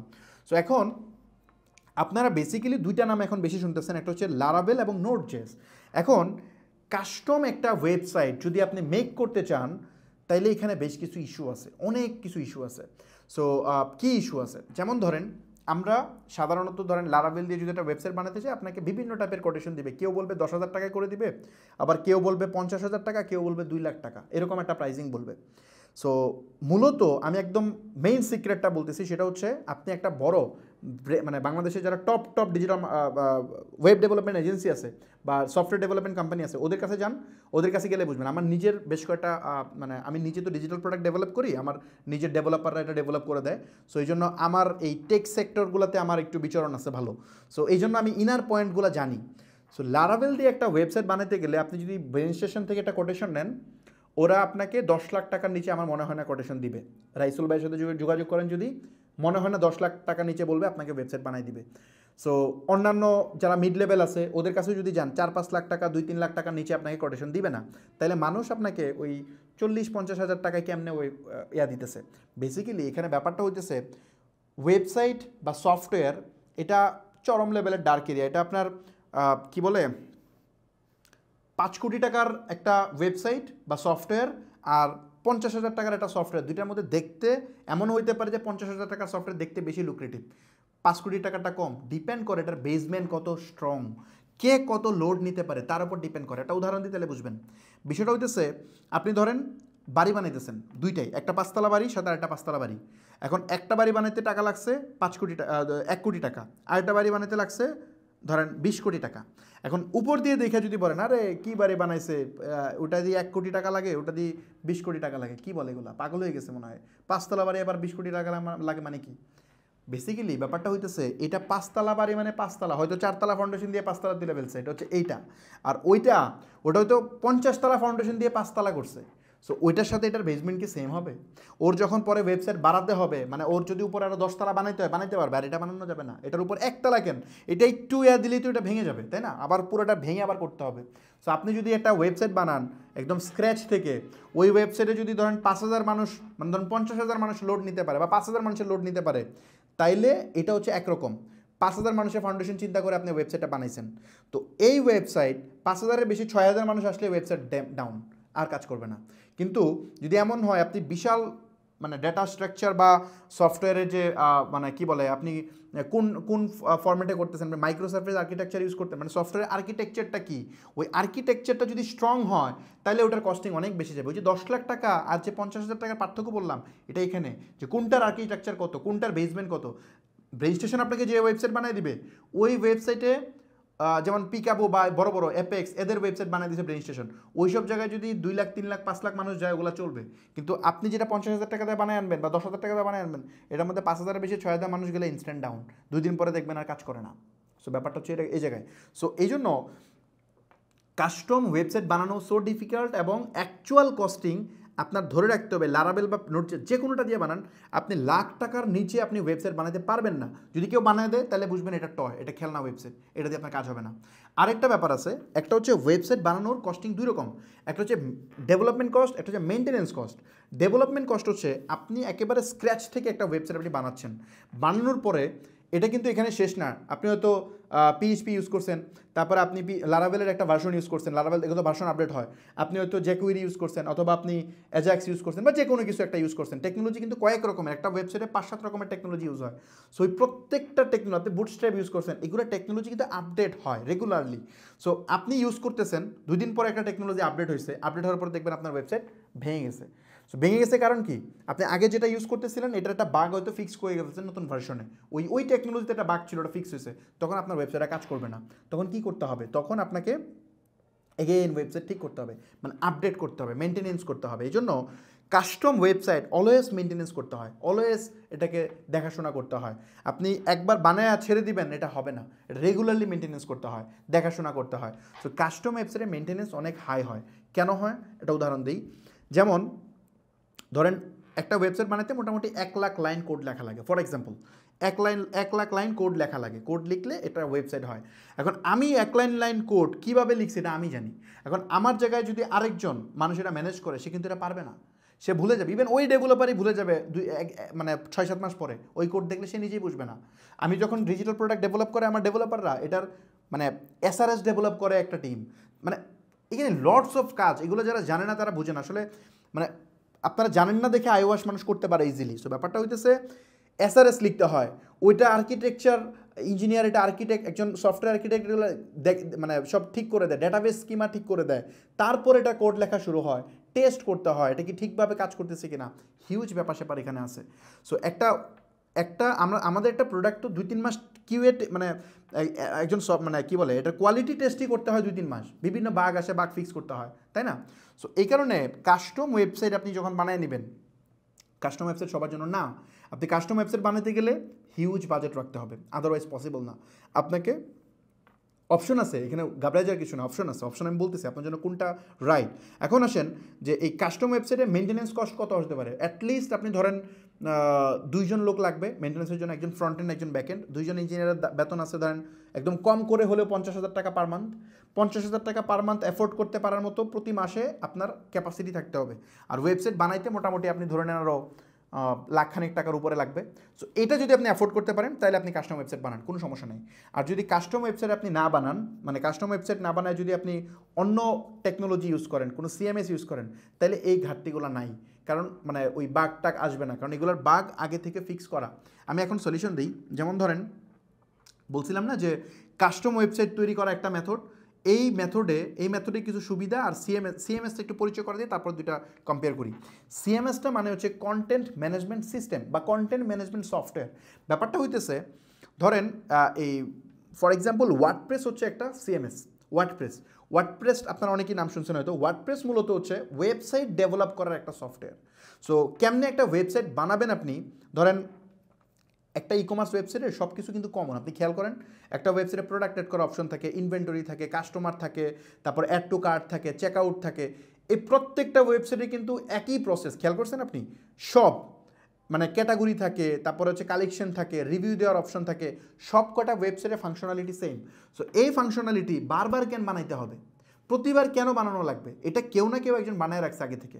ধরেন ফর এক্সাম্পল ওয়ার্ডপ্রেস হচ্ছে এরকম একটা সিএমএস, যে চিন্তা করছে যে একটা ওয়েবসাইট বানানোর জন্য যা যা করা লাগে সব সে আগে থেকে করে রাখছে, করে এটা পাবলিকলি দিয়ে দিচ্ছে যে তোমরা এখন ওয়েবসাইট বানালে তুমি আর নতুন করে বানাও না, তুমি এরপর থেকে শুরু করো, যদি কিছু চেঞ্জ করতে নিজের মতো করো, ডিজাইনে চেঞ্জ হয়, ফাংশনালিটি কিন্তু চেঞ্জ হয় না। সো এই জন্য ওয়ার্ডপ্রেস এরকম একটা সিএমএস, যে সিএমএসে আপনার ওয়েবসাইটে যা করবেন প্রায় তার 95% জিনিসপত্র আগে থেকে করা আছে, আপনি জাস্ট ওটা নিয়ে ইউজ করেন। আমি কি বুঝতে পারছি? মানে 95% জিনিসপত্র দেখবেন আপনার মতো করে রেডি করা আছে, আপনি জাস্ট ওটা ইউজ করেন প্রপারলি, তাইলে আপনার কিন্তু মেনটেন্যান্স করা লাগতেছে না। যেহেতু ওয়ার্ডপ্রেস এক ইঞ্জিনিয়ার বানাইছে, ব্যাপারটা খেয়াল করেন, ওয়ার্ডপ্রেসের মালিক হচ্ছে অটোমেটিক নামে একটা কোম্পানি, তো ওদের ডেভেলপাররা বানাইছে, ওদের কোয়ালিটি, ওরা যে মানের ইঞ্জিনিয়ার, আপনি বাংলাদেশে একজন ইঞ্জিনিয়ার হায়ার করুন, ওটা কি সেম হবে? অটোমেটিকের ইঞ্জিনিয়ারের আশেপাশেও যেতে পারবে? আকাশ আর পাতাল। সো ওর কোড লেখা স্ট্যান্ডার্ড আর এর কোড লেখা স্ট্যান্ডার্ড সেম না, ওর আর্কিটেকচার আর এর আর্কিটেকচার সেম না। সো ও যেটা বানাবে এটার সাথে আকাশ আর পাতাল পার্থক্য। আপনি 5 লাখ কেন 10 লাখ টাকা দিয়ে ওয়েবসাইট বানালে ওইটার মানে যেতে পারবেন না, কারণ হাজার হাজার ডেভেলপার ওয়ার্ডপ্রেসে কন্ট্রিবিউট করতেছে। কোনো ইস্যু হলে ইনস্ট্যান্ট তারা ফিক্স করে দিচ্ছে, আপনার ফিক্স করার দরকার নেই। কোনো আপডেট আসলে ওরা করতেছে, আপনার করার দরকার নেই। সো ওরা এই জিনিসটা করতেছে, করার পরে আপনাকে বলছে আপনি এটা নেন, নিয়ে আপনার মতো করে কাস্টমাইজ করে নেন। আপনাকে পুরো জিনিস দিয়ে দিচ্ছে, কেমনে কী করতে ডকুমেন্টেশন আছে, আপনি আপনার মতো করে রেডি করে প্রিপেয়ার করে নেন ওয়েবসাইট। সো এই ওয়েটা যখন আপনাকে সে দিয়ে দিচ্ছে, আপনি ওইভাবে যখন একটা ওয়েবসাইট বানিয়ে নিচ্ছেন, তখন দেখা যাচ্ছে রিওয়ার্ক করা লাগতেছে না, কাজ কম। যেটা মানে স্ক্র্যাচ থেকে বানানো, আর এটা হচ্ছে আগেই বানানো আছে, ওটা নিলাম টুকটাক কাস্টমাইজ করে নিলাম, ব্যাপারটা হচ্ছে এরকম। So definitely second method easy, WordPress easy, cost কম, কম কোড লেখা রাখে, একজন ডেভেলপারে কম সময় দেওয়া লাগে, বাগ আসার সম্ভাবনা নেই, কারণ ফাংশনালিটি সব ওয়ার্ডপ্রেস নিজেই চেক করে, হাজার হাজার ডেভেলপার এখানে কন্ট্রিবিউট করে, এটা ওপেন সোর্স টেকনোলজি। সো এই কারণে এই ধরনের সিএমএস ইউজ করে। নট অনলি ওয়ার্ডপ্রেস আছে, জুমলা আছে, ম্যাজেন্টো আছে, তারপরে হচ্ছে উইক্স আছে, শপিফাই আছে, এরকম অভাব নাই, প্রচুর আছে। সো এই যে কোনো আপনি একটা সিএমএস এখান থেকে ইউজ করতে পারেন, যেটা পপুলার এবং ভালো। লোকাল মার্কেটে আমাদের বাংলাদেশের জন্য মোটামুটি ওয়ার্ডপ্রেস অনেক ভালো আর কি। আমি যদি একটু এদিকে যাই, সিএমএসের ডেফিনেশন বলছি, popular CMS WordPress, Shopify, weeks. So এখন বাংলাদেশ প্রেক্ষাপটে ওয়ার্ডপ্রেসটা অনেক ভালো আর কি, ইউজ করতে পারেন। এখন আসেন যে ওয়ার্ডপ্রেস ইউজ করতে গেলে এখন কিছু সমস্যা শুনবেন, ওয়ার্ডপ্রেসের ওয়েবসাইট নাকি স্লো। আরে ভাই, ওয়ার্ডপ্রেসের ওয়েবসাইট তো স্লো হবেই, তুমি যদি ওয়ার্ডপ্রেসের খালি ওই যে বিল্ট ইন থিম ইনপুট দাও তাহলে তো স্লো হবেই। ওয়ার্ডপ্রেস ওয়েবসাইট ফাস্টার কেমনে করতে হয়, আমাদের একটা ওয়েবসাইট আপনাদেরকে দেখাই, দাঁড়ান, একটা ওয়েবসাইট আমি দেখাই। এই ওয়েবসাইটের ইউআরএলটা একটা মিনিট। ওকে, সো এটা হচ্ছে আমাদের একটা ওয়েবসাইট, কর্নমার্ট বিডি, ওনার মনে হয় সাকসেস স্টোরি দেখছেন কয়েকদিন আগে। ওকে, সো এই ওয়েবসাইটটা আমি একটু দেখাই। ধরেন এই যে আমি এই ওয়েবসাইটটা রিলোড দিচ্ছি, খেয়াল করেন, রিলোড দিচ্ছি, এখানে দেখছেন এই দেখেন রিলোড দেওয়া মাত্র, এই যে রিলোড হয়ই না মনে হয়। আচ্ছা, এখন একটা প্রোডাক্টে ক্লিক করে দেখাই। ফর এক্সাম্পল ধরেন এই প্রোডাক্টে ক্লিক করতেছি, দেখছেন, খেয়াল করেন, মানে চাপ দেওয়ার আগে ওপেন হয়ে যায়, খেয়াল করছেন? এই দেখেন, মানে ওয়ার্ডপ্রেস ওয়েবসাইটের পারফরমেন্স খেয়াল করেন, দেখছেন? তো আপনাকে ওইরকম বানাইতে হবে ভাই, ওইরকম বানাইলে এটার পারফরমেন্স হবে। সো এটা আপনারা ট্রাই করে দেখেন, আপনারা নিজেরা ট্রাই করে দেখেন, কোনো সমস্যা নেই, আপনারা নিজে ট্রাই করে দেখেন এটা কত ফাস্ট। অন্যান্য যে কোনো ওয়েবসাইটের সাথে কম্পেয়ার করেন, তাহলে আপনি বুঝে যাবেন এটা কত সুপার ফাস্ট। সো এই মানের একটা ওয়েবসাইট আমরা দিই মানুষকে। সো এটা আমাদের ওয়ার্কশপ মেম্বারদেরকে দেওয়া একটা website. So basically WordPress slow আপনি পারেন না, এই জন্য স্লো। আপনার ওয়ার্ডপ্রেসের ওই মানের ইউজ করতে হবে, তাইলে আপনি বুঝবেন যে না ঠিক আছে, এটা কাজ করতেছে। সো ওয়ার্ডপ্রেস ইউজ করলে বেনিফিটটা হচ্ছে এটা। এখন ওয়ার্ডপ্রেসের কিছু সমস্যা বলি। আপনার ওয়েবসাইটের জন্য কোন টেকনোলজি ইউজ করা উচিত, এটা ডিপেন্ড করে মূলত এটা ডিপেন্ড করে হচ্ছে আপনার বাজেট এবং এর উপর, মানে যেমন হচ্ছে আপনার বাজেট কত, মানে টোটাল এটাতে বাজেট কত আছে তার উপর ডিপেন্ড করে, এবং রিকোয়ারমেন্ট কী আছে। যেমন ধরেন আপনি দারাজের মতো একটা ওয়েবসাইট ওয়ার্ডপ্রেস দিয়ে বানাতে পারবেন না, হয়তো ফিচার মিলবে কিন্তু ইন ফিউচারে পারবেন না, কারণ এত লোড ওয়ার্ডপ্রেসে এটা নিতে পারবে না হয়তো। সো আপনাকে কাস্টম বানাইতে হবে। আপনি এমন একটা আনকমন ফিচার ইন্ট্রোডিউস করতে যাচ্ছেন যেটা ওয়ার্ডপ্রেসে কখনোই করেন, আপনি অন্য টাইপের, মানে গতানুগতিক ই কমার্সের বাইরে গিয়ে কিছু করতে চাইতেছেন, তাইলে এটা কাস্টম বানাইতে হবে। অথবা ওয়ার্ডপ্রেসে বানানো যাবে, বাট কস্ট বেশি হয়ে যাবে, ওইটা আপনি কাস্টম বানাইতে পারেন, তাহলে ওটার কস্ট কিন্তু এরকমই হবে। মেনটেন্যান্স কস্ট মান্থলি 50,000 টাকার নিচে আপনি ধরেন না, যদি ধরেন তাহলে এটা স্মুথলি চলবে না। আর ডেভেলপমেন্ট কস্ট 1 লাখ টাকার বেশি যাবে, ডিপেন্ড করবে আপনি কার থেকে বানাচ্ছেন, কতটা এক্সপার্ট হাতে বানাচ্ছেন। আর এটা ডেভেলপ করার পরে আপনি শিওর থাকেন 3 থেকে 4 মাস বা 5 মাস 6 মাস লাগবে ডেভেলপ হইতে। আরও 1 থেকে 1.5 বছর এটা আপনি স্মুথলি ইউজ করতে পারবেন না, বাগ থাকবে। আপনি যে কোনো ইঞ্জিনিয়ার দিয়ে বানান, এটা কোনো ম্যাটারই করে না, বাগ থাকবেই। ফেসবুকের বাগ আছে এখনও, সো বাগ তো আসবেই। ওয়ার্ডপ্রেসেরও বাগ আসে, কিন্তু এটার অনেক কম, এটা ইনস্ট্যান্ট ফিক্স হয়ে যায়, কারণ এত ডেভেলপার এটা মানে সলভ করে ফেলে, এটা টেস্টেড, হাজার হাজার মানুষ ইউজ করতেছে। কিন্তু আপনি যেটা বানাবেন এটা টেস্টেড না। আর আপনি যে লারাভেল বানাবেন, মানে এই সিম্পল জিনিসটা মানুষ বোঝায় না। ওয়ার্ডপ্রেস নিজেও কিন্তু ওয়ার্ডপ্রেস ইটসেলফ, ওয়ার্ডপ্রেসকেও ডেভেলপ করা হয়েছে পিএইচপি দিয়া, মানে পিএইচপি দিয়েই ওয়ার্ডপ্রেস বানানো হয়েছে, পিএইচপি প্রোগ্রামিং ল্যাঙ্গুয়েজ দিয়েই। সো ওয়ার্ডপ্রেস বানানো হয়েছে পিএইচপি একই সেম টেকনোলজি। আপনার লারাভেল যে ওয়েবসাইট বানাবে ওটা তো সেম টেকনোলজি। সো টেকনোলজি তো একই, তাহলে স্লো এবং ফাস্ট এটা কাজ করে কিসের উপর, আপনি পারফেক্ট ইউজ করতে পারতেছেন কি না। সো টেকনোলজি একটাই, এখানে কোনো পার্থক্য নেই। ওয়ার্ডপ্রেস বলে লাভ নেই, ওয়ার্ডপ্রেস আর ওয়েবসাইট আরও বেশি ফাস্ট। আমি যেটা দিছি ইউআরএল তো পাবলিক আছে, চেক করে দেখেন, বাংলাদেশের অন্যান্য যে কোনো ওয়েবসাইট থেকে এটা ফাস্টার পাবেন আপনি যে কোনোভাবে এটা টেস্ট করেন। সো বেসিক্যালি এটা মানুষ আসলে বুঝে না, মানুষ আসলে মানে ভুল বুঝায়, মানুষ এটা প্রপার ইউটিলাইজ করতে পারে না।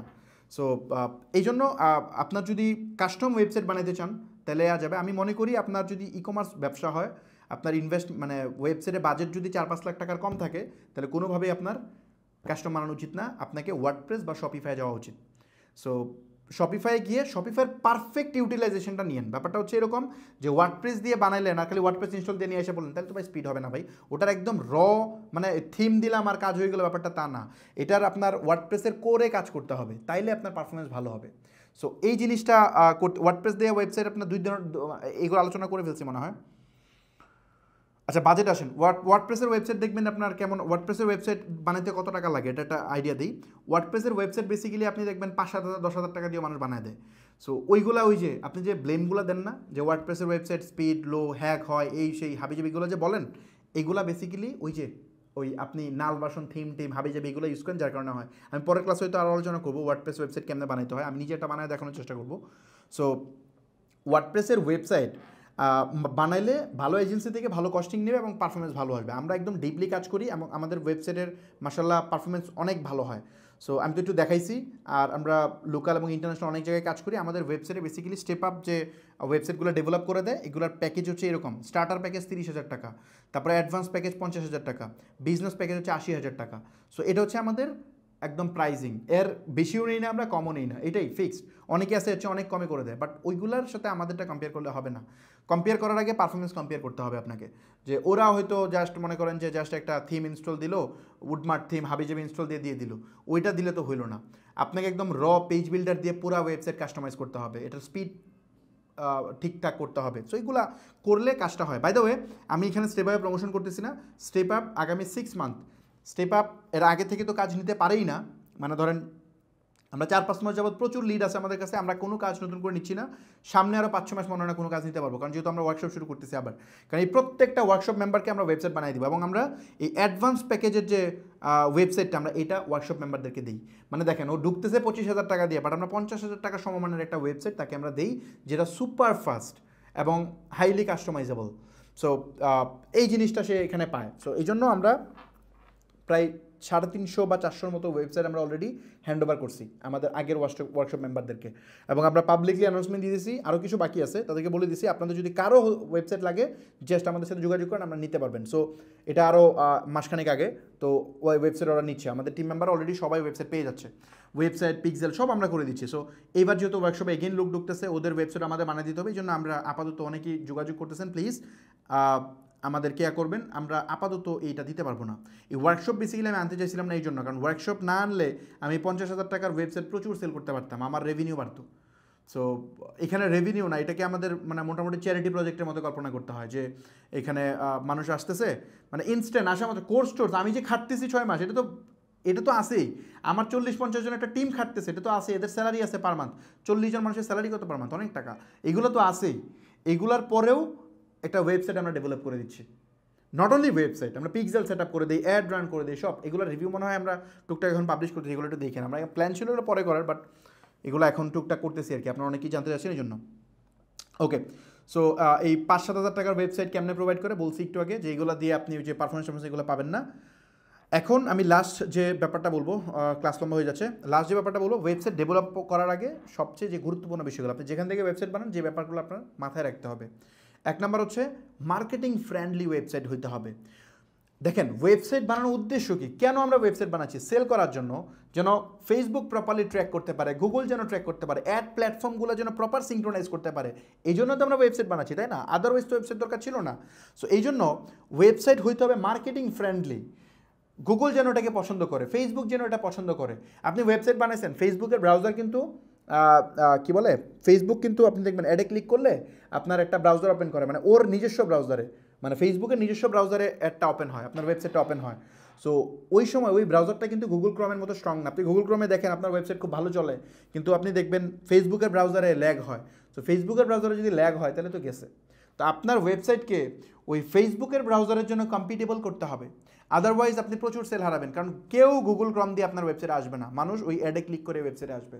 তো যদি অ্যাডে ক্লিক করে ওয়েবসাইটে আসবে, এই জন্য আপনার ওয়েবসাইটকে অবশ্যই মার্কেটিং ফ্রেন্ডলি করতে হবে। ওই মানে জাস্ট কলে বলে কিছু একটা করে ফেললাম, এটা দিয়ে হবে না। আপনি প্রচুর সেল ড্রপ করবেন, চিন্তা করতে পারবেন না কত সেল ড্রপ করতেছেন। মানুষ বলে ওয়েবসাইটে অর্ডার হয় না, বেসিক্যালি হয় না এইসব কারণে। কারণ ওয়েবসাইটে লোড হয় 5 সেকেন্ড লাগে ওয়েবসাইট ওপেন হতে, 5 সেকেন্ড লাগলে মানুষ তো ভাই, ফেসবুক তো ডিস্ট্রাক্টেড জায়গা, ও তো ফালায় চলে যাবে, তাই না? সো আবার ওয়েবসাইট ল্যাগ হয়, উপর দিকে দিলে নিচের দিকে যায়, এরকম কিন্তু হয় দেখবেন। সো এইগুলো বেসিক্যালি ওই ব্রাউজারের জন্য। দেখেন গুগল ক্রোমে খুব সুন্দর করে চলে, বাট ফেসবুকের ব্রাউজারে চলে না, কারণ ফেসবুকের ব্রাউজার এত স্ট্রং না গুগল ক্রোমের মতো। সো এই কারণে আপনাকে ওই মানের ওয়েবসাইট বানাইতে হবে যেটা প্রপারলি ট্র্যাকিং করা যাবে। আর একটা ইম্পর্টেন্ট পার্ট বলি, কাস্টম ওয়েবসাইট কিন্তু ওই ডেটা লেয়ার এনাবল করা, মানে পিক্সেল টিক্সেল সেট আপ করা, এগুলো চরম লেভেলের বিরক্তিকর। আপনি ওয়েবসাইট বানায় ফেলার পরে আপনি একজন এক্সপার্টরে দিয়ে যদি আপনি ডেটা লেয়ার, এটাগুলো আমি দেখাবো পরে, ডেটা লেয়ার এনাবল বা এগুলো জিনিসপত্র যদি করতে চান, মানে প্রপার ওয়েতে পিক্সেল টিক্সেল সেট আপ করতে চান, ভালো লেভেলে প্যারা আছে। এবং এগুলোর জন্য আপনার আবার ডেভেলপার হায়ার করতে হবে, ওই বিভিন্ন জিনিসপত্র হায়ার মানে রেডি করার জন্য ওয়েবসাইটে, মানে মার্কেটিংয়ের বিভিন্ন জিনিসপত্র ওখানে করতে হয়। সো এগুলো করতে গেলে আপনার 20-25-30 হাজার টাকা খরচ হবে আরও এক্সট্রা। সো এইটা হিউজ পেইনফুল, যেটা ওয়ার্ডপ্রেসে বিল্ট ইন আছে। সো সো এই জন্য মার্কেটিং ফ্রেন্ডলি ওয়েবসাইট প্রয়োজন হবে। তারপর স্পিড অপটিমাইজেশন, যেটা মেনশন করলাম, স্পিড একদম সুপার ফাস্ট হইতে হবে, আদারওয়াইজ সেলস 50% ড্রপ করবে, একদম 50%। ওয়েবসাইটে গিয়ে যদি 4 সেকেন্ড 5 সেকেন্ড সময় আগে লোড হইতে, ওই মানুষ কখনোই আপনার এখান থেকে সেল হারায় ফেলবে, কারণ সে ফেসবুকে ছিল, আবার ফেসবুকে ব্যাক করে গিয়ে স্ক্রল করতে থাকবে, এটাই সিম্পল। সো এই জন্য লেজি ওয়েবসাইটে মানুষ ঢুকবে না। ইভেন ফেসবুক নিজেই, এটা নিয়ে আলোচনা করবো, ফেসবুক নিজেই মানে গুগল যে র্যাঙ্ক করায় তার ওয়েবসাইটকে, এর মধ্যে সবচেয়ে মেজর এটা 300টা র্যাঙ্কিং ফ্যাক্টর আছে প্রায় অ্যাপ্রক্সিমেটলি। এগুলোর এরপর ভ্যারি করে আপনার ওয়েবসাইট সার্চে টপে আসবে না সেকেন্ডে আসবে, এটা ডিপেন্ড করে। সো গুগল যদি দেখে কোনো ওয়েবসাইট লোড হইতে অনেক সময় লাগে, তাহলে এটাকে পেনাল্টি দিয়ে দেয়, ডাইরেক্ট পেনাল্টি দিয়ে দেয়। কেন? কারণ গুগল চায় না যে কোনো মানে তার একজন ইউজারকে একটা বাজে ওয়েবসাইটে বাজে একটা এক্সপিরিয়েন্স দিতে, আমি কি বুঝতে পারছি, একটা ব্যাড এক্সপিরিয়েন্স দিতে সে চায় না। এই জন্য কম লোড টাইম যদি বেশি হয় আপনাকে গুগল পেনাল্টি দিবে। ফেসবুকও পেনাল্টি দেয়, ফেসবুক একটা কোয়ালিটি স্কোর দ্বারা করে, কার ভালো প্লেস হবে কারটা হবে না, এটার মধ্যে এটাকেও প্রায়োরিটি দেয়। আমি এটা পরে আলোচনা করবো মেটা মার্কেটিংয়ের কোর্সে। সো স্পিড অপটিমাইজেশন হইতে হবে সুপার ফাস্ট, ক্লিক করলে ওপেন হবে। সো আমি তো দেখাইছি কেমন হইতে হবে। তারপর সেলস অপটিমাইজেশন হইতে হবে, মানে ওয়েবসাইটে, মানে বাংলাদেশি মানুষ এমনিতেই ওয়েবসাইট দিয়ে অর্ডার কম করতে পারে, যদিও এখন অনেক করে ফেলে, ইভ্যালি, দারাজ, চাল ডাল, ফুড পান্ডা, এরা হিউজ মানুষকে এডুকেট করছে, প্রায় 1 কোটির উপরে মানুষকে এডুকেট এরা করে ফেলছে।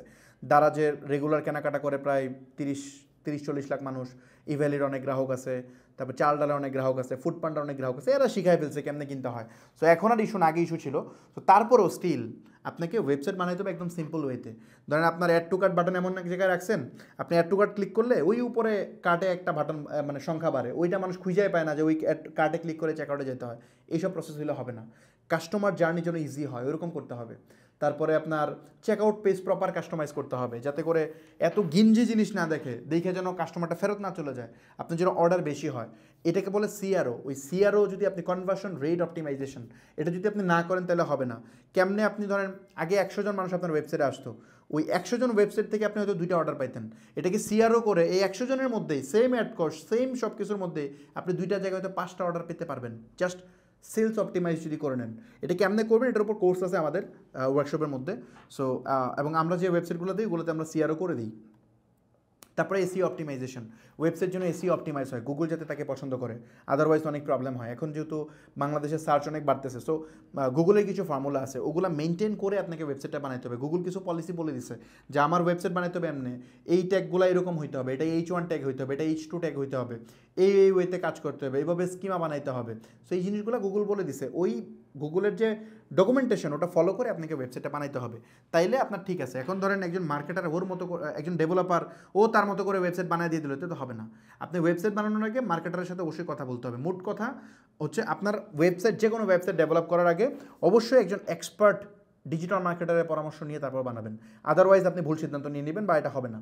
সো অবশ্যই একজন ডিজিটাল মার্কেটার এক্সপার্টের আমাদের এজেন্সিতে যারা আসে ম্যাক্সিমাম ধরেন লারাবেল টারাবেল দিয়ে ওয়েবসাইট বানিয়ে রাখছে, আমরা এগুলো ইনস্ট্যান্ট রিজেক্ট করে দিই, ভাই এগুলো দেওয়া হবে না, পসিবল না। আপনার ওই ওয়েবসাইট দিয়ে ও তো 1 লাখ টাকা দিয়ে ওয়েবসাইট বানিয়ে আনছে, ওটা রিজেক্ট, ওটা কাজ হবে না।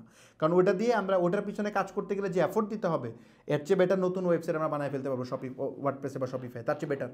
সো আরও কম এফোর্টে, কম খরচে। সো এই জন্য আমরা অলওয়েজ বলি যে আমার সাজেশন, একজন ডিজিটাল মার্কেটার এক্সপার্টের পরামর্শ ছাড়া আপনি ওয়েবসাইট বানাবেন না, তাইলে আপনি এখানে প্রবলেমে পড়বেন। সো এই হচ্ছে মোটামুটি প্রসেস। ওয়েবসাইট আপনাকে বানাতেই হবে, ব্যবসা করতে আসলে এরকম পেইন আসবেই, এগুলো শুনে না ভয় পাওয়ার কিছু নাই, এগুলো করতে হবে, এগুলো করে ফেলবেন, করলেই মোটামুটি দেখবেন যে হয়ে যাবে। আর যারা আমাদের ওয়ার্কশপে আসতেছেন তাদেরকে তো আমরা নিজেরা এগুলো করে দিব, তাদের তো এটার প্যারা নাই কিছু। আর যারা ওয়ার্কশপে আসতে পারতেছেন না বা সিলেক্ট হইতেছেন না, তাদেরকে আমি যেটা বলবো, আমি যে জিনিসটা আলোচনা করছি এটার উপর বেস করে চেষ্টা করবেন ওয়েবসাইট বানাইতে, তাহলে হয়ে যাবে। আমি নেক্সট ক্লাসগুলোতে তো আর একটু দেখানোর চেষ্টা করবো। সো আমিও নিজে টায়ার্ড হয়ে গেছি, আর কথা মনে বলতে পারবো না, 2 ঘন্টা হয়ে গেছে, সরি টানা আমি কথা বললাম। আগের ক্লাসে ইচ্ছা থাকা সত্ত্বেও আসলে ওয়ার্কশপের এই বিষয় ক্লিয়ার করতে গেলে সময় চলে গেছে, এই জন্য আজকে চেষ্টা করছি পুরোটা ক্লাস দেখার জন্য। আমার যেহেতু একটা ক্লাসে আমরা অনেকগুলো কিছু টপিক মিস হয়েছে, আমি চেষ্টা করবো ক্লাসে একটা বাড়ায় দেওয়ার জন্য, বুট ক্যাম্পের জন্য কোনো ইফেক্ট না পড়ে। সো আমি চেষ্টা করবো এটা নিয়ে কোনো ওরিড হওয়ার কোনো কারণ নেই। সো এই ভিডিও এই পর্যন্তই ইনশাল্লাহ, আজকে ক্লাসে এই পর্যন্ত, ইনশাল্লাহ নেক্সট ক্লাসে দেখা হবে। আর ওয়ার্কশপে যারা জয়েন করছেন তারা ওয়েট করেন, আমাদের এই বুট ক্যাম্প যখন শেষ হবে তার এক সপ্তাহের মতো একটা আমরা হয়তো গ্যাপ দিয়ে আমরা স্টার্ট করব। এটা ওরিড হওয়ার কারণ নেই, পেমেন্ট করছেন ঠিক আছে, আমাদের একটা ওয়ার্কশপ চলতেছে, ওদের প্রসেসে আমরা শুরু করছি প্রায় 15-20 দিন পরে বুট ক্যাম্প শেষ হওয়ার পরে। সো জাস্ট ওয়েট করেন, এটা নিয়ে প্যারানার কিছু নেই ভাই। আমাদের চলতেছে, আপনার মানে বিভিন্ন বুঝতেছি যে পেমেন্ট করার পরে হয়তো আপনি মনে করতেছেন যে কবে শুরু হবে, কবে গ্রুপে অ্যাড হবে, এটা আমরা করব, জাস্ট একটু টাইম লাগবে। আমরা আপনাকে ডিসকর্ড সার্ভারে অ্যাড করে নিব, তারপরে ওখানে কি অ্যাকাউন্ট ম্যানেজার অ্যাসাইন হবে সব আপনারা কোর্সে সবই পাবেন, জাস্ট একটু ওয়েট করেন। আর আপনি পেমেন্ট করছেন কিনা এটা কনফার্ম হবেন কেন, আপনি যদি ওই যে SSL এর একটা মেইল পান তাইলেই বুঝবেন আপনি কনফার্ম হয়ে গেছেন। ওই SSL এর মেইল আপনার কাছে যদি চলে যায় তাহলে আপনি নিশ্চিন্তে ঘুমান, কোনো সমস্যা নেই। আমাদের কাছে ওই মেইলের লিস্ট আছে, আমরা একসাথে বাল্ক আপলোড করে দিব সব জায়গায়, আপনাকে আমরা ইনভাইটেশন পাঠাবো, আপনি জয়েন করে ফেলতে পারবেন। সো এটা নিয়ে ওরিড হওয়ার কোনো কারণ নেই। সো এই ছিল মোটামুটি বিষয়, ইনশাল্লাহ পরবর্তীতে দেখা হবে। আল্লাহ হাফিজ।